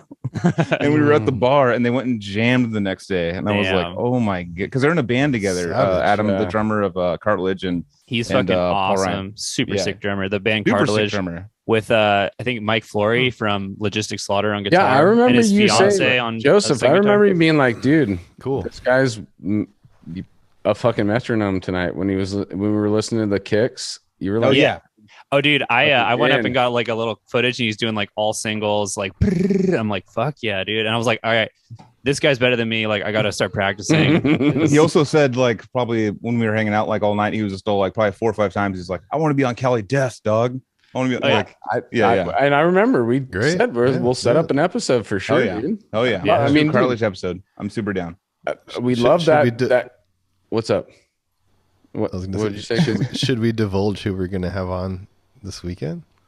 Or I- should- we never Uh, divulge. We anniversary always, like, keep is- it What if it doesn't happen though? It's you know, locked like in. If it doesn't happen, then you guys Well, know that it's life another happens. country. It's another country. sometimes Wi-Fi gets Okay, fucking I'm gonna Basically, do it. in like I'm 2 gonna more do it. days, we have to do another podcast because I'm going to fucking Vegas. Which, by the way, Joseph, dude, we're Oh, in that's Vegas right. at the same time, dude. Yeah. Okay. So, are you there through the weekend? Through the weekend, dude. I'll be there from Thursday. I'm leaving Sunday morning. Me too. When's the show? The show is next weekend. I'm But I'm playing not Saturday going to the night. show. I know, Yeah, but you're gonna go. You're gonna go to the show. But I'm not- I got too much going, dude. I'm fucking going to see Tom Segura and Ryan Sickler Friday night. Saturday night, we might see that Absinthe show, which I hear there's some titties. so titties Joseph- or to violently vomit. Joseph, Hard. are you playing Saturday? Are you playing I Saturday, want Joseph? both. I would love to have titties and Hey, to vomit Hey, all in the when same it's night. when it's midnight and your Absinthe show is over, cruise over. I'll get you in. So it's Okay? Saturday. Dude, Saturday. all I need to, I Saturday guess, night. I love just jumping in a cab. spent And so Dude, much you've fucking- headlined that festival before, dude. I'll get you in, dude. Don't it's worry. it's the same. It's the Las Vegas Death Fest. It is Las Vegas. It's the same Death thing. Fest. Okay. Slaughterfest. It's Big Mike and Roger Okay. from Oh, okay. I'm actually like Suffocation. honestly thinking about just going. dude. if I've you spent go, so dude, much fucking money. if you go, on, I'm like, gonna abandon everybody I'm going with, and I'll so probably Joseph, do you have? burn I mean, some I have friends that have bridges rooms for, and stuff. What's for this- like the day, but I I have mean, a no, room. I'm talking about going in like a week from now, like going like not yeah, even- really, I'm leaving a week from today. When did you plan it though? Thursday. Was it weird? I planned it earlier in my life. I'm talking about planning it right now, but I've been spending so fucking much go, fucking dude. money. No, Jesus don't go, Christ. because then it's gonna Yeah. make me have to fucking. Oh, right. if you don't go on top If of that, you wanna if you wanna hear some tea from the Cali Death, I can say this. We're gonna have Angel performing with us as our singer. So if you wanna hear fucking Angel kill it on vocals for To Violently Vomit, it'll be fucking sick I'm as so fuck. down. Are you're not driving, right, Joseph? I'm flying. Okay. Yeah. Otherwise, it could be a ride. But Yeah. When are you flying in? What day are you flying in, Friday. dude? Are you still sticking with Alaska or what? All right. Now So we're you guys in want to? You guys want to talk about? Want to play a little game? All right. Yeah, Let's play a little game. I got a new We're game going for to you. Deets. Okay, Yeah. I want you to all pick your favorite 3 Suffocation songs, and they all have to be from different albums. Ooh. All right. I'm been drinking, so I got to pull it up. I would say for me, I I'm would gonna go say pee and "Infecting think the about it. Crypts," All right. and we can vote Okay. on the same song. "Infecting the Crypts" from Effigy, and then is it "Brood of Hatred"? Is that the one I said? That's track 8 on Yeah. Pierced. Yeah, that song Yeah. is like my favorite death metal song like ever. "Brood of Hatred," Pierced from Within. Check that shit out. Track 8, and then I guess all of them. You have to get, then Breeding the Spawn. I like Animalistic Offerings. That like that crazy riff is like super sick. And then on I mean, can't really beat Funeral Inception. Are you doing 3 from each album? No, 1 from each album. Oh, okay. One. I from guess each I album? said 3, but there's more than. And Is then, it not top 3? or then is it other top- albums too? Like obviously those are the ones that I like remember the song Yeah. names, but Is it top 3 or is it like any album, just your favorite song from any album, so top 3 from any album? just the top Okay. song from any album. Okay. For me, from Pierced, it will be Suspended in Tribulation, just because it's the longest and the most technical. How does that one start? It's like, is that the one with the and there's a bass, is the bass coming? No, that's Yeah. Depravity. It's the Oh, one no. after that. It's this one. It's Oh, I don't know if we can play that. No, it's got bass. Oh, Yeah, that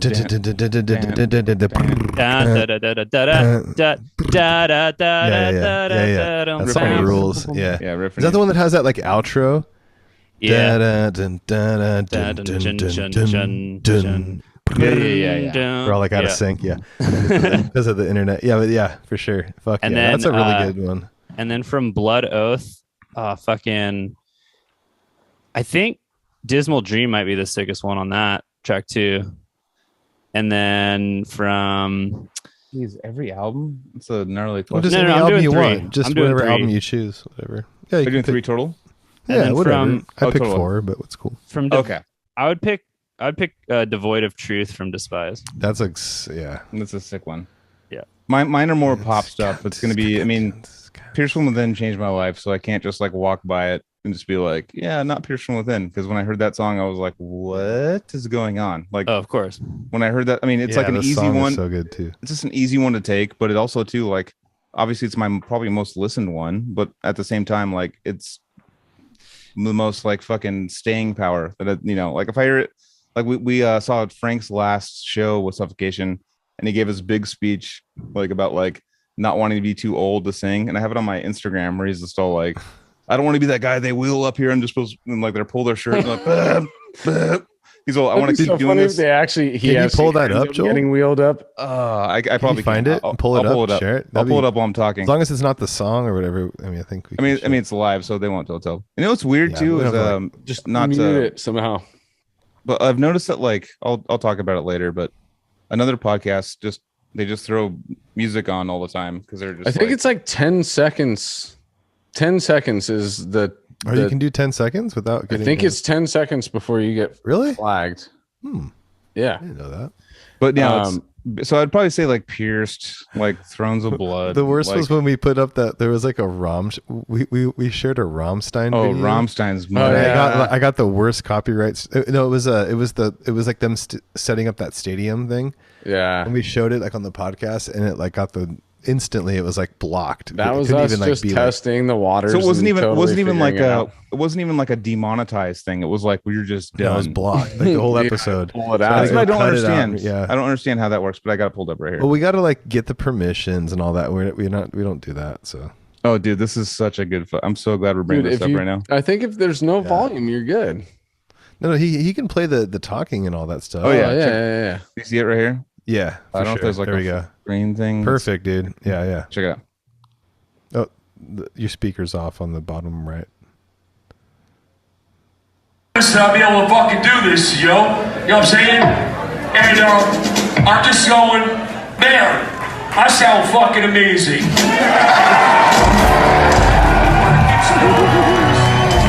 And I said I can still do this because you see, I'm gonna go out on my terms. I'm going out when I can still do this. I don't want to be that fucking asshole that you wheel up here in a goddamn fucking gurney, and he's like, "This is me," you know, fucking roll me up, and I'm like, "Yeah, this is still."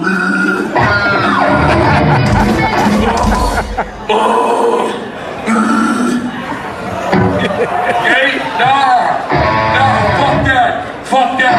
I wanted to come out, I wanted to do it while I still can, and that's why I want to give you guys a great show. I hope you all fucking enjoyed yourselves, and again, I can't thank you enough. I fucking love you. Thank you for the 30 fucking years. He's the fucking man, bro. Listen, I'll be able to fucking track of that third fucking album, and this one is Pierced from.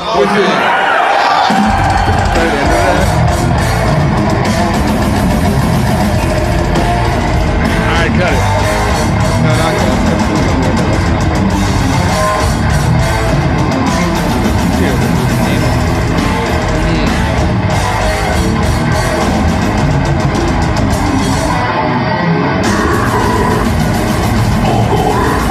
He could still fucking do it, dude. So I love that he's so I don't want to be wheeled up here on a fucking gurney and they're like, like, like so good. Voice not sounding like what it should sound like. No, with you saying that he's kind of like quiet until he drinks a few beers or whatever, it's like, but that's him being himself up there, dude. That's real, that's where he's like feels like, okay, I'm in the spot where I could finally flourish. I can fucking blossom into, I'm using lame fucking words to describe it, but like he could just be as comfortable as he can be, dude. Totally. And that's when dude, that's not a fucking character right there. There's no way that's a character right there. Well, I think it's a little bit of a character. It's a little bit of like his like persona that he's got. Well, he's like 10%. Yeah, but really, it's like it's like, what he wants to come out. No, what he wants to be. Yeah. Go ahead, Joseph. Keep this going as long as you want. Well, I didn't even do my 3 songs, dude. Did everybody else do their 3 songs? Yeah. I just said Pierce from Within. I mean, it's probably all off fucking Pierce. I'm just gonna be easy. Pierce from Within, probably Thrones of Blood. Because one song off each album. Okay, so but no, there's so many albums though. We only did. Check me out. Infecting the Crypts off Human Waste. I have a deep appreciation for, because that's the first fucking Suffocation song I ever heard. That's the one that made me say, oh shit, I need to fucking figure out what's going on with this. And then Liege of Inverosity from Effigy. And then Depths of Depravity. Depths, dude. Is that from Pierce? From Pierce, yeah. Oh yeah, third track, I think. Oh, that's the one with the bass intro, bro. Yeah, but like once the solo section starts, for the rest of the song, you're just taken through a fucking whirlwind of precision, melody, brutality, and like intelligence, dude. Like they molded that song so well to me, dude. Like. The counter shit that's going on between the guitars and all that shit after the solo section. I should have came up with the fucking timestamp for this shit, but just listen to that song. It's not fucking long. Everyone everybody knows that song for like if you're listening to the podcast. We never talk about Pierce. Pay attention to that. Start talking about I mean, effigy section and what happens after that solo section. What's your favorite song off of Despise EP? Well, Jesus. Going down that road. Devoid of Truth. What's all of your favorite? Devoid of Truth. I would say yeah. Funeral Inception, but yeah, I'm saying Funeral Inception just because like that live. is definitely it's the like one a perfect song. You know, I'll say that's the one that first came to my mind. But at the and same I've got to go time, on stage with them and say like, I didn't want to come with some yeah. lame ass shit like it's not lame ass shit, but like the they're all great though. or whatever I think I would come with. But at the same time, like Devoid outside of Funeral Inception is my next track that I love to listen to, dude. I keep forgetting that I literally have been on stage and they gave me a mic and I got to do the God forbid thing. You did? Really? Yeah. Cool, man. Shut the fuck up, I dude. swear to God. Like they were just like, You wouldn't even Swear do to God? vocals in our band. yeah. How about you? You wouldn't even do backing vocals in our band. Why would you do? Well, I didn't have a fucking bass in my hand playing fucking the most crazy banana cool, stuff. man. I've You have ever no played. no excuses from now on. If Odious ever plays live again, there's parts that I'm gonna give Joel. Do it. You did fucking God forbid with fucking Suffocation. I think everyone can do that. It's kind of like it's like doing Walk with Pantera. You're like, Joel's just walk. like, he's like, God forbid. They probably turned him way down in the mix. Forbidden. Yeah, it probably wasn't even on, but I had a microphone. Yeah, they're just like it's off. They're just like, just have fun, dude. Just He's all, come on. Derek was all, come on. And just handing me a mic. I'm like, shut the fuck up. This is gonna it'd be a funny thing if you now. had this like super high voice. You're like, God. So, question to you guys: when we started this shit, did you ever think that we would fucking do a Suffo episode for our perfect pocket of 50 episodes and 1 year anniversary? I thought we'd actually do it probably earlier, to be honest, because like Suffo's, been dude, like, sick, dude. Yeah, dude, I know sick, we like man. held. I don't know Joel's why, so because cool. we were like, I didn't want to bring Suffo on when we're still trying to figure shit out. I wanted it to be like dialed in, and we all have things like we're all like a cohesive group of people, and we're doing a podcast because it's the first fucking 4 hosted death metal podcast in the world. I figured that like we probably should like get it all dialed in, motherfucker. You know what I mean? Well, that's what I'm saying. Like we'd probably get it all dialed in where we're like, because I remember when Travis from Cali came on, I was like nervous. I was like freaked out. Like in Cryptopsy episode, I was nervous, and I know those guys, and I was like, Yeah, still that's the like funny part is that I know That's the last Terrance, time I and was had nervous like for tonight I a woke little up bit. with butterflies in my stomach today. Yeah. But now I'm like, dude, I didn't get enough of it. dude, I had no butterflies because I know Terrance is the man, and I'm just like, I fucking love him to death. He's like always been immediately the nicest. once he came in and he was right off the bat, just like he put me right in my seat, like, oh, okay, cradle me. Yeah. You're doing a good job. He had his own intro. I'm leaving that shit in. That was fun. Yeah. Fuck yeah. Good. Leave dude. everything in. Yeah. No, he's No, I just mean, love his when energy. I start the episode. I know. Usually it's Anthony like, what's going on, everybody? No, Cali don't Death start. Pod- He's all, what's up? Do I sound that robotic, dude? What's going on, everybody? Well, I mean, yeah, you go into your thing. It's the 50th fucking episode we've heard, so it sounds kind of robotic now because we've heard it 50 times. All right, let's get a vote. Should I change the intro? Should I ask No, her? I'm not saying How that, are dude. you What doing, you talking everybody? about? What? No.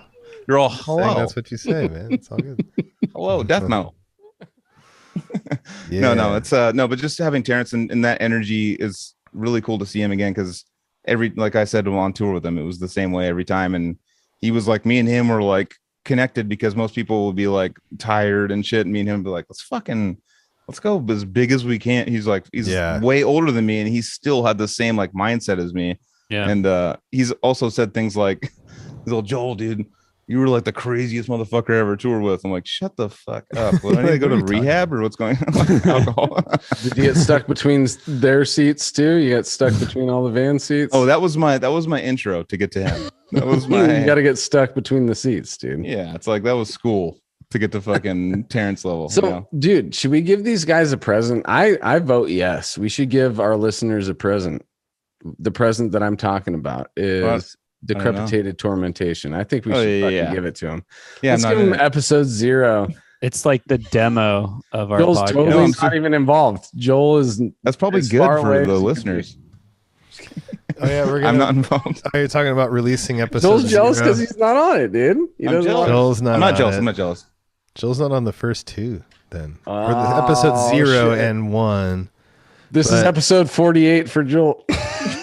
Yeah. So Joel's always going to be like I'm the new guy. I'm like the Newsted. Jason Newsted. Yeah, Yeah, Jason Newsted. No, Forever, don't dude. say that now because we were just talking about how he was hidden in the mix, dude. Yeah. You're not hidden in the So- mix, dude. You're out in the forefront, dude. Turns out he's been turned down this whole time.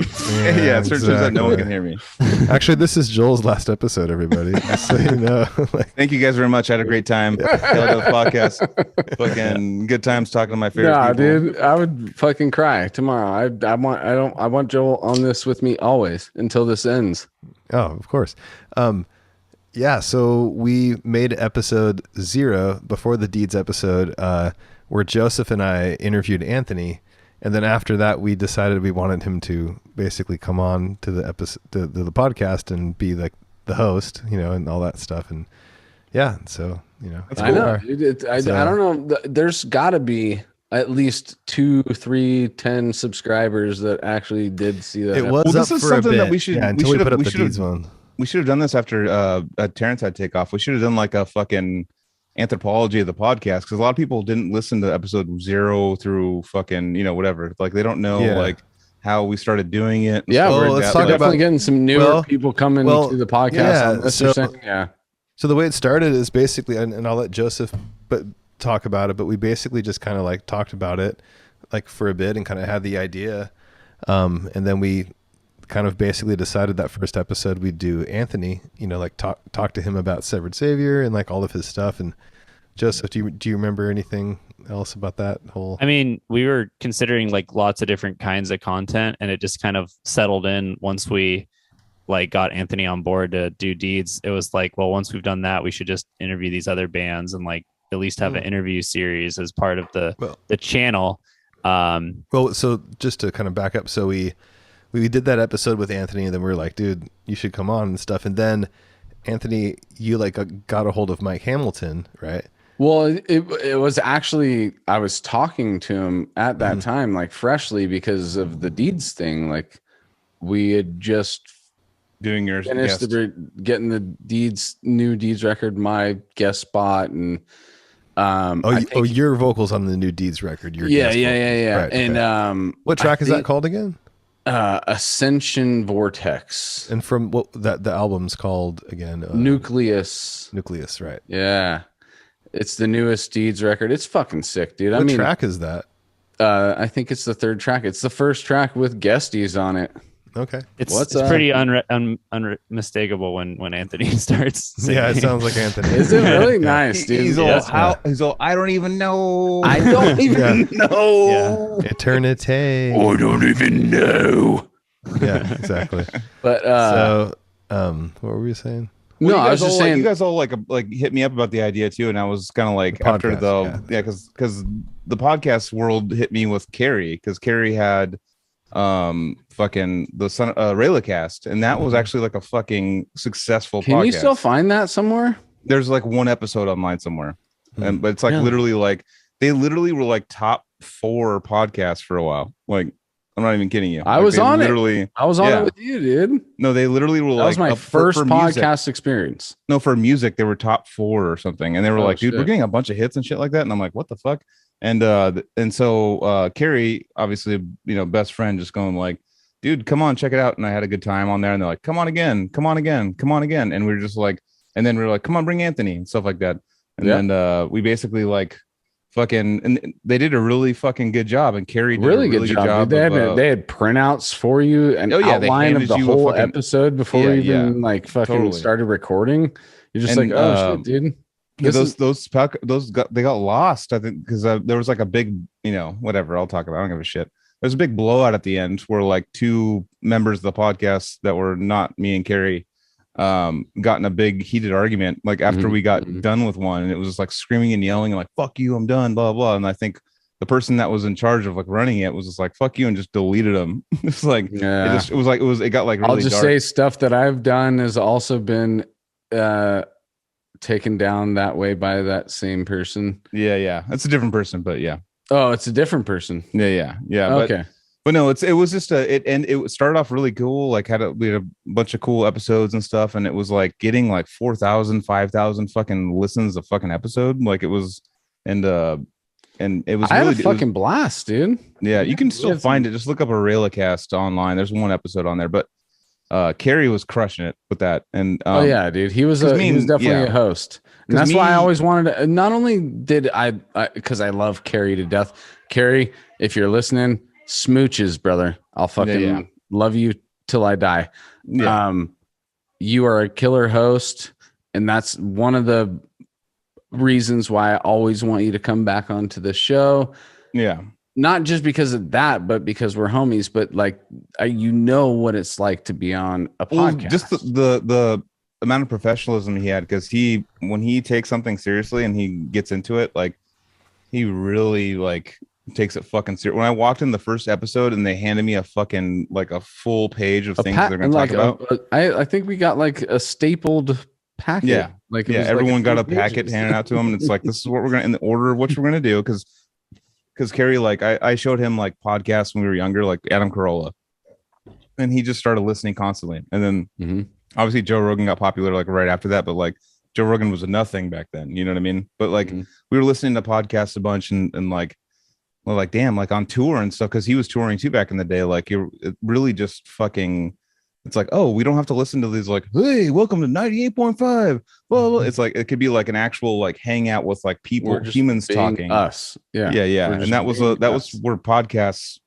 blew up, and now everyone's got a podcast. But I know, I think that's the reason is it's a platform where people who, I mean, this is a form of public speaking right now. So it's hard for certain people to do this.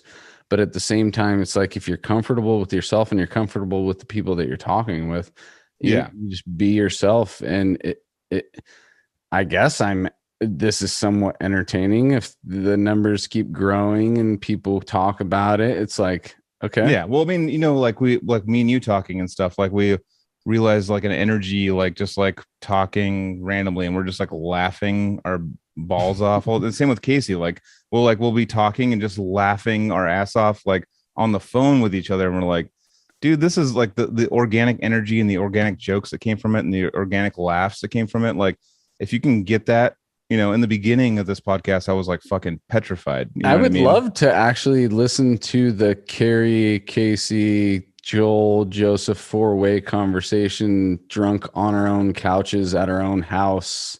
Yeah. For like that's kind of where this spawned from. I mean, I'm sure that's what a lot of podcasts spawn from, is like a bunch of friends hanging out, and they're like, we're laughing, let's record this. You know what I mean? And then I don't listen to any of them. But luckily we also like, we're in the same kind of genre of music, so we have like a specific thing that we could pull out of that and like bring, like, that's where the Casey and Joseph idea was awesome, because it was like, at the beginning I was like, when Casey first proposed it to me, I thought it was just like, he's like, let's just sit here and talk to each other. And I was like, fuck, I don't know. Like, yeah, I remember you're kind of like, I don't know if it's going to work. Yeah. And then like, I saw you got deeds right away. I was like, Jesus, you got deeds of flesh on yours? Like, we were like so nervous about that, but stoked at the same time. Listen to that intro. We know them. We've toured with them. If you haven't listened to episode 1, listen to my intro. I'm like, hi, my name is Anthony Trapani. Really? I don't know. And I said I like put together the podcast. I had nothing to do with putting this together, dude. Yeah. You're welcome to my podcast. It's my first episode. But what's going on, everybody? That'll show you guys that I never script anything. There's nothing written down in front of me at all. I just fucking go. So if I fucking flub this shit, whatever, dude. We tried that a couple times, right? Didn't Joseph have notes for like a couple episodes? Yeah, I mean, then we were like, okay. I printed them out, and I was like looking at it, and it's like, that's what I was telling you guys that way, anyways. That's what I was telling you guys. Like watching the old episodes and stuff, like watching the because now we're all chill. Now we're like, we're like, it's a podcast. We're like gonna hang out, and we're like, we're all like, our nerves aren't up there anymore. We're like, but back then, like you go back to like older podcasts, you watch like Casey and Anthony talk about, like super like the energy when you're asking questions is like insane. I like randomly like went back last night. I went through like all the clips. I went through the clips last night because I couldn't sleep last night, and I was like going through the clips, and I was like just watching like the progression. You know what I mean? And like you're like the early energy from all of us was just like we're like freaked out. Like okay, yes, yeah, totally. You know what I mean? It's like now we're just like, what's up, dude? How's it going? You know what I mean? It's like it's changed a lot. Totally, dude. And I'm glad we didn't interview Suffa back then. We'd be like, it would have. Totally. Getting Deeds seems like it is a big episode, but we've had enough of a connection with them to where even though we were super nervous during that episode, it was like it was kind of like a cushion because we still knew Mike and Jacoby, you know. Yeah. So, but the nerves, it's funny. I told Bryce, I was like, man, today I've had more butterflies for an episode than I have had in a very, very long time. It's funny for me. It's like the least butterflies because I just know how Terrance is, and I love him. Well, you toured with him, dude. I only met him a few times. I don't even remember if he was at the Suffo studio. We didn't even get to tell that story where we got to be. Yeah, I think he was, wasn't he? Yeah, like him, he was. All of them were there. Derek was there. Yeah. I think they were all there. Yeah, like so. Yeah, man. Like I wanted to kind of like touch on what Joel said earlier about like kind of forgot, like, you know, it's like I like remembered Terrance from touring and stuff, but like seeing him like again tonight and like talking and stuff, I'm like, oh yeah, dude. The energy is like a natural energy. He's just like, what's up? He's like super welcoming and chill, like right off the bat. Yeah, exactly. The first week, like, that's why I wasn't nervous. Like totally, he makes you comfortable. Like, I mean, I remember my first week moving to Sacramento, Suffocation played, and they're like, you're on the list, come out. And I was like, all right. I was like, still like, you know, I know them still well, but like just like kind of nervous, like walking up to a show, and it's like it's Suffo and stuff, and they're just like, come on the bus, blah blah, all the shots, all the drinks, what do you like, whatever you want, like, and I was like, gee, like just being treated like kings, you know, on Suffo's bus, which is like they're the kings, you know what I mean? It's like it's just a weird experience. I had that whole experience, dude. I have fucking effigy tattooed on my neck. I'm hanging out on your bus. We're having a blast. And then I turn the corner to go get to my car, dude, and my fucking windows busted out. And my fucking CD booklet that has every fucking CD, like all the Gorguts discography, all the Suffo discography, like everything just presented to me because shit was still just CDs back then. Totally. Dude, but it was still so worth it. To like, even though that was traumatizing, I was like, dude, I was on Suffo's bus. So it didn't make me, it kept me from not losing my cool completely. Cause I'm like, there's so much high to this night. I mean, part of the reason why, I love doing this podcast is like our heroes is fucking like Terrance. Like that's like, and he's the nicest dude, like the funnest dude to hang out with. That's our heroes. And he's like welcoming us in. He's like, knows all the stories about us still. He's not like this rock star's like, oh, he called us like Cali Death dudes, and we're just like, fuck yeah, dude, we're Cali Death, dude. He remembers like small little stories and stuff, and you're just like, dude, you're my hero. But that's weird. He's an icon, and he's a legend, and a hero, dude. Definitely. He is that dude, and that band has inspired thousands of people. I mean, at least 50 or 40, 49. No, dude, there's because you got to think of all. No, you're just talking about the dudes who actually made it out of the fucking. No, I'm talking the podcast. Like, it's been like 49 people before us. I know. Pierce from Within, like we said, is the most fucking cited technical, brutal death metal record on this podcast. It's like Master of Puppets is like second place, like Pierce from Within on this podcast. I think it is. Well, because we know our fucking demographic, we know our community now. But at the same time, you're like, fuck, dude, thousands of people. Like, imagine all the thousands of people that have been inspired and didn't do shit, but still were still like pushed to try by Suffocation. Yep. Exactly. And that's fucking, and the fusion of melody, brutality, and technicality at such a nice level of all of those you know. And then you talk about the mix of Pierce from Within. It's like it's the same, like the mix is so perfect. Everything is just out in your face, but nothing is like I was overpowering. gonna say too, like that album sounds as unique as, like, you know, Injustice for All or Master of Puppets or whatever, but like Injustice for All, like really has that like super tight, you know, like I mean they all do, but that specifically. And I don't know, I think like Pierce from Within is like that. Like it's like such a unique recording. Like people have tried to do that and it just never sounds like that. Like it's like super like I can't think, like, name one album that sounds like, oh, that sounds like Pierce from Within. I mean, I want to know, you know. In Veracity's first album kind of goes for it. Does they're it? like I can't think of it in my mind, but it sounds like it's a really offensive fucking album with a lot of themes I don't endorse, so I hate being a fan of it. But you throw it on, I'm like, God damn it, I can't. Okay, help it. no, now we got to dig into this, dude. Joseph, sorry, I didn't know. Are they like fucking gnarly with their message? What? Just the first album, and then they like aren't anymore. But what were they talking about? All right, it's called Circle of Perversion is the album. Okay, and so it's like rape and fucking all that kind of shit. Yeah, dude, like it's just like misogynistic. Like, yeah. It's let's just not get into that. There are these like Greek dudes, we don't. It's whatever, not that we don't need to get into it, Casey. It's I mean we're in a death metal, so we do need to get into that. And I'm gonna make a stance right now and say that I turned away from that very early in my life, you know, because I love the females in my life. You know, I never had like a desire to write songs about I did. No, I'll admit right now I did write songs like that when I was in my teens, but I didn't even make it to 20 before I realized that I didn't want to write like that. Yeah, because it made me feel fake. It made me feel like I was letting down all the females in my life, dude. I love my mom. My mom is, you know, sacred. My wife is sacred. All these female, I could never say those things and not think about them, because obviously, one, I don't really think that way. Everybody's just fucking saying that for shock. Any of those dudes that are writing that shit and actually are real about it, then we need to keep our eyes on them, because it's all for a shock value. That's it, dude. Yeah. So for me, it's like, just listen to the riffs, enjoy the production, which does sound like Pierce from Within. I talked about that on Nothing's for No One. We were talking about how. Oh, is that out yet, dude? It's actually dropping next week, I think. I don't think they have.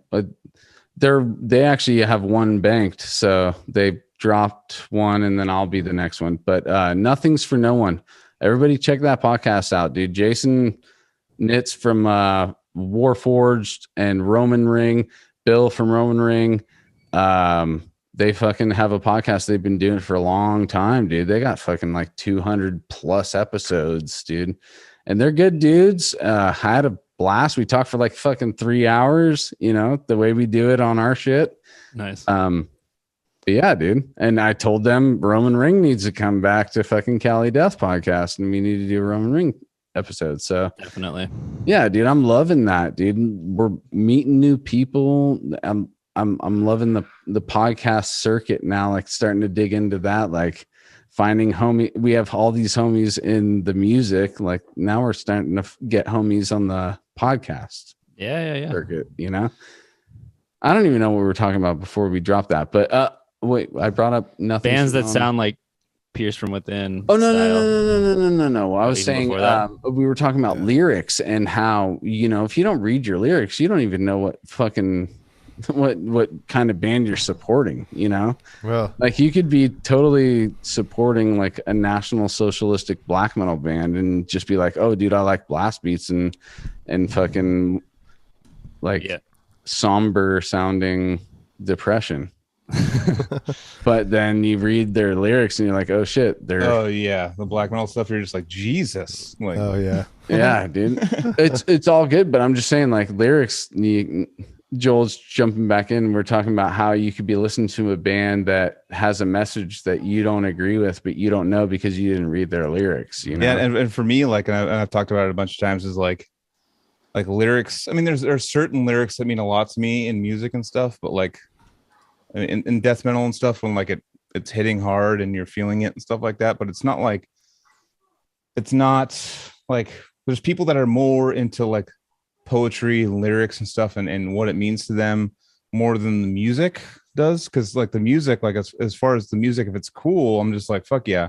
But then like every now and then you'll just read the lyrics, like, shit, that ruined it, dude. Jesus. Yeah. Like, you know what I mean? Like whether it's what you said earlier or like something you just don't agree with, and you're like, oh man, like the lyrics could ruin the music for me. You know what I mean? Because I think the music is, I mean, especially in death metal where people are just like, you can hide so much.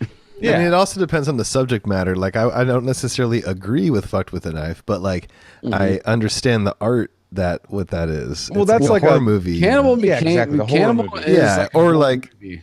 Yeah. It's like we'll go in and watch fucking, you know, Or like Satan Halloween. spawned the cocodemon. Like, fuck yeah. Like, you know, it's awesome. It's like rad. But I like watch it just like I watch like a movie like Evil Dead Exactly. or something. And Like I'm that's like Dead by Dawn. I'm like, yeah, it's fucking dope. But I'm not like walking around like, oh, I'm a demon or like, But, you know, there's. but also too, like when you're a kid, like that lens that you have now, where you're like, oh, it's a horror movie. Like I didn't have that like first hearing a lot of death metal, so I was like, Jesus, like no, I didn't have. I was like, it's weird. I mean, it was always there because obviously I didn't think they were like fucking people with knives, but like obviously they wouldn't be touring if they were doing that. But like at the same time, like when you're younger, it's like you kind of don't. You're like, Jesus. Well, that was like seeing Marilyn Manson. You're like, that guy like eats babies or something. Well, those videos, those music videos back in the day, I'd be like eating my cereal before going to school and like watching "We're All Stars Now" in the dope show. But I remember being like legitimately disturbed by that fucking like the Beautiful People video. Oh yeah, and I was like younger, and I was just like, up, dude. Like, well, the dope show. By the time the weird. dope show came around, I was like, all right, I get it. Even though like, I never liked Marilyn Manson. Maybe I'm thinking of what Casey's thinking about, where he's got his mouth all pulled apart and shit. Is that? Yeah, the Beautiful People video. He's all that's like, that. Okay, that's I'm mixing like up the videos. No, the one that Casey's talking about is the one that I was like, it's more like, whoa. crazy. And rest in peace, my grandmother, who's like a super gnarly Catholic and devout Catholic. Like we went to Circuit City. Chances are we went there back in the day. Shout out. Like yeah. No, she Shout bought out me. Circuit She's City, like Santa Cruz. She's no, this is New Mexico. Service She's state all of the art. Oh shit. no, she's no, all yeah. like she's all, I'll buy you one album. What album do you want? And I just bought Antichrist Superstar, and she just didn't even look at it and just like scanned it. And my dad saw it when like I got home, and he was still like, what the fuck is, because he was like worried about, I don't know. My dad's like, you know, like tough biker He guy. knows He's how like, she is, and then he didn't no, want. he doesn't care about how she is. She didn't. Oh, okay. The fact that she bought it for me, my dad was like, dude, she's buying this garbage for you. Like, you know, my dad, like, just being like, he's trying to be like, dude, don't like wear trench coats and fucking put makeup on. In reality, it's like kinda goth garbage, makeup on. dude. You know, I've re-listened to Marilyn Manson recently, and it's not that good, dude. Yeah. There's only a couple of tracks that make you like, it catches you in the feels where it's you're just like, the time when it came out. yeah. Here's the thing. It's like Marilyn Manson, like actually fucking was a terrible guy. We're finding out, whatever. So like my like, I'm not finding out. Wait, am I out of the loop on? I mean, most of old people Do you watch the news at all? Have you not heard, dude? Is it recent? Well, it's like Yeah. sexual assault stuff and Oh, like like, all these oh, things. No, Yeah, dude, he has- I literally am out of the loop, guys. There's a lot of Yeah. accusations. You guys are gonna know about me. I stay away from like all That's a that. good fair. move. That's No a good worries. move. Yeah. Kind He's of like like a dog the bounty podcast. hunter. He's like, I'm gonna wait it out for like 2 years and come back.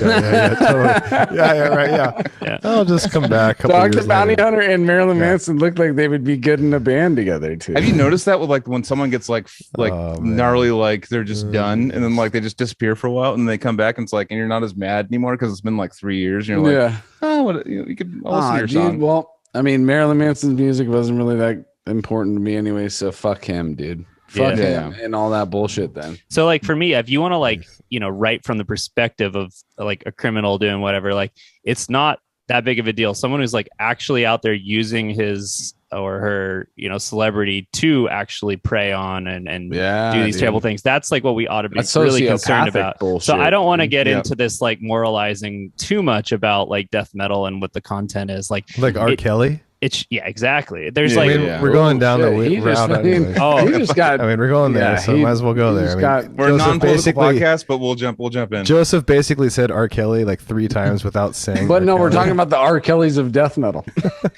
Oh, there's no R. Kelly. Oh, I don't know. Is Oh, there any yeah, I other don't want to death know. metal? I don't want to Yeah, know. I know. Good lord, dude. Or the- okay, let's Possible. steer back, dude. Come on, this is getting dark. Casey jumped in for a second. He's Okay, like, all like, right. like his toes got burned. He's like, oh, let's jump out of the pool. It's too much. This is a smelly spot we've gotten to here. I gotta get so- going, dudes. Yeah. That's a cool. Well, 3 of us will just talk about Suffocation for All another. right, let's like, wrap 30 this one minutes. up then. We'll wrap it up for the listeners. I'm just kidding. Yeah. Yeah. All right, dude. That was so fun, and It was fun, dude. And happy This anniversary, is guys. the 1-year anniversary. So This is the 1-year anniversary episode, guys. it is. Dude. And I'm so glad that I'm here with you 3. No joke, dude. This I'm is like fucking- I'm like a little bit glad. I don't know. no, No, this is I like literally like it's one of those things where I'm Teenage like Mutant having Ninja Turtle shit. like a terrible week at work, and I'm just like, I got Thursday though. Mhm. I had a know? shit You know what I day, mean? dude. I had a Me really too. shitty I had the day. worst day ever. But I was just like, it's all good, dude. Fucking Terrance it up See, tonight. that's what I love, dude. Yeah. Like I'm glad to be a part of something that pulls you guys out of that shit. You know, Yeah, and yeah. you guys pull me out of that shit throughout. And this might be one of the most listened to episodes. So thank you guys for listening to those bullshit because we're just having a good time. And Fuck fucking yeah. Terrance was there and we had a good time. And fucking he had to take off because he's fucking been doing interviews all day long. And I just really appreciated everyone that's like stuck it through this far. Yeah, dude. Yeah, if you're still know, here. And sorry, Thomas, I tried to squeeze that question in there, but we had such a small window, dude. Yeah, But we'll- Yeah. like he said, we have it on recording, dude. He's coming back for part 2. So Yeah. we'll yeah, work for that sure. shit out, dude. Yeah. We'll save your guys' questions for the next one, dude. No doubt. Yep. But Rock thank and you roll. all so much for sticking it out for the year. And if you're new, thank you for fucking jumping on the wagon. We're still gonna keep cruising. We didn't say it, we almost said it, but we got another great episode coming next. we'll just say it later. 51 is gonna be awesome. All right, We're gonna get love some you guys. shirts made, some sandals for you Dude. guys. Oh yeah, Dreamer. That's the new thing. It's Get been a that year. shit out. That logo, Oh, fuck that yeah. band, please support Joseph still that got my shit. merch. Christopher Beatty, Joseph, they are fucking doing great shit. Christopher Beatty also did our intro. If anybody is wondering what that intro is, And outro. yes, we're fucking. I'm drunk. We love you, and rock on. Yeah, love you guys. I think I said it all, dude. Spotify, all that bullshit. Hit the buttons, ring it all up. Hit the ring. Hit the button. Bell. Hit the ding dong. Get us to 1,000. Ding dong. Hit us with the ding dongs and the thumbs. Give us thumbs and ding dongs. All right. Love you guys. Peace. Peace.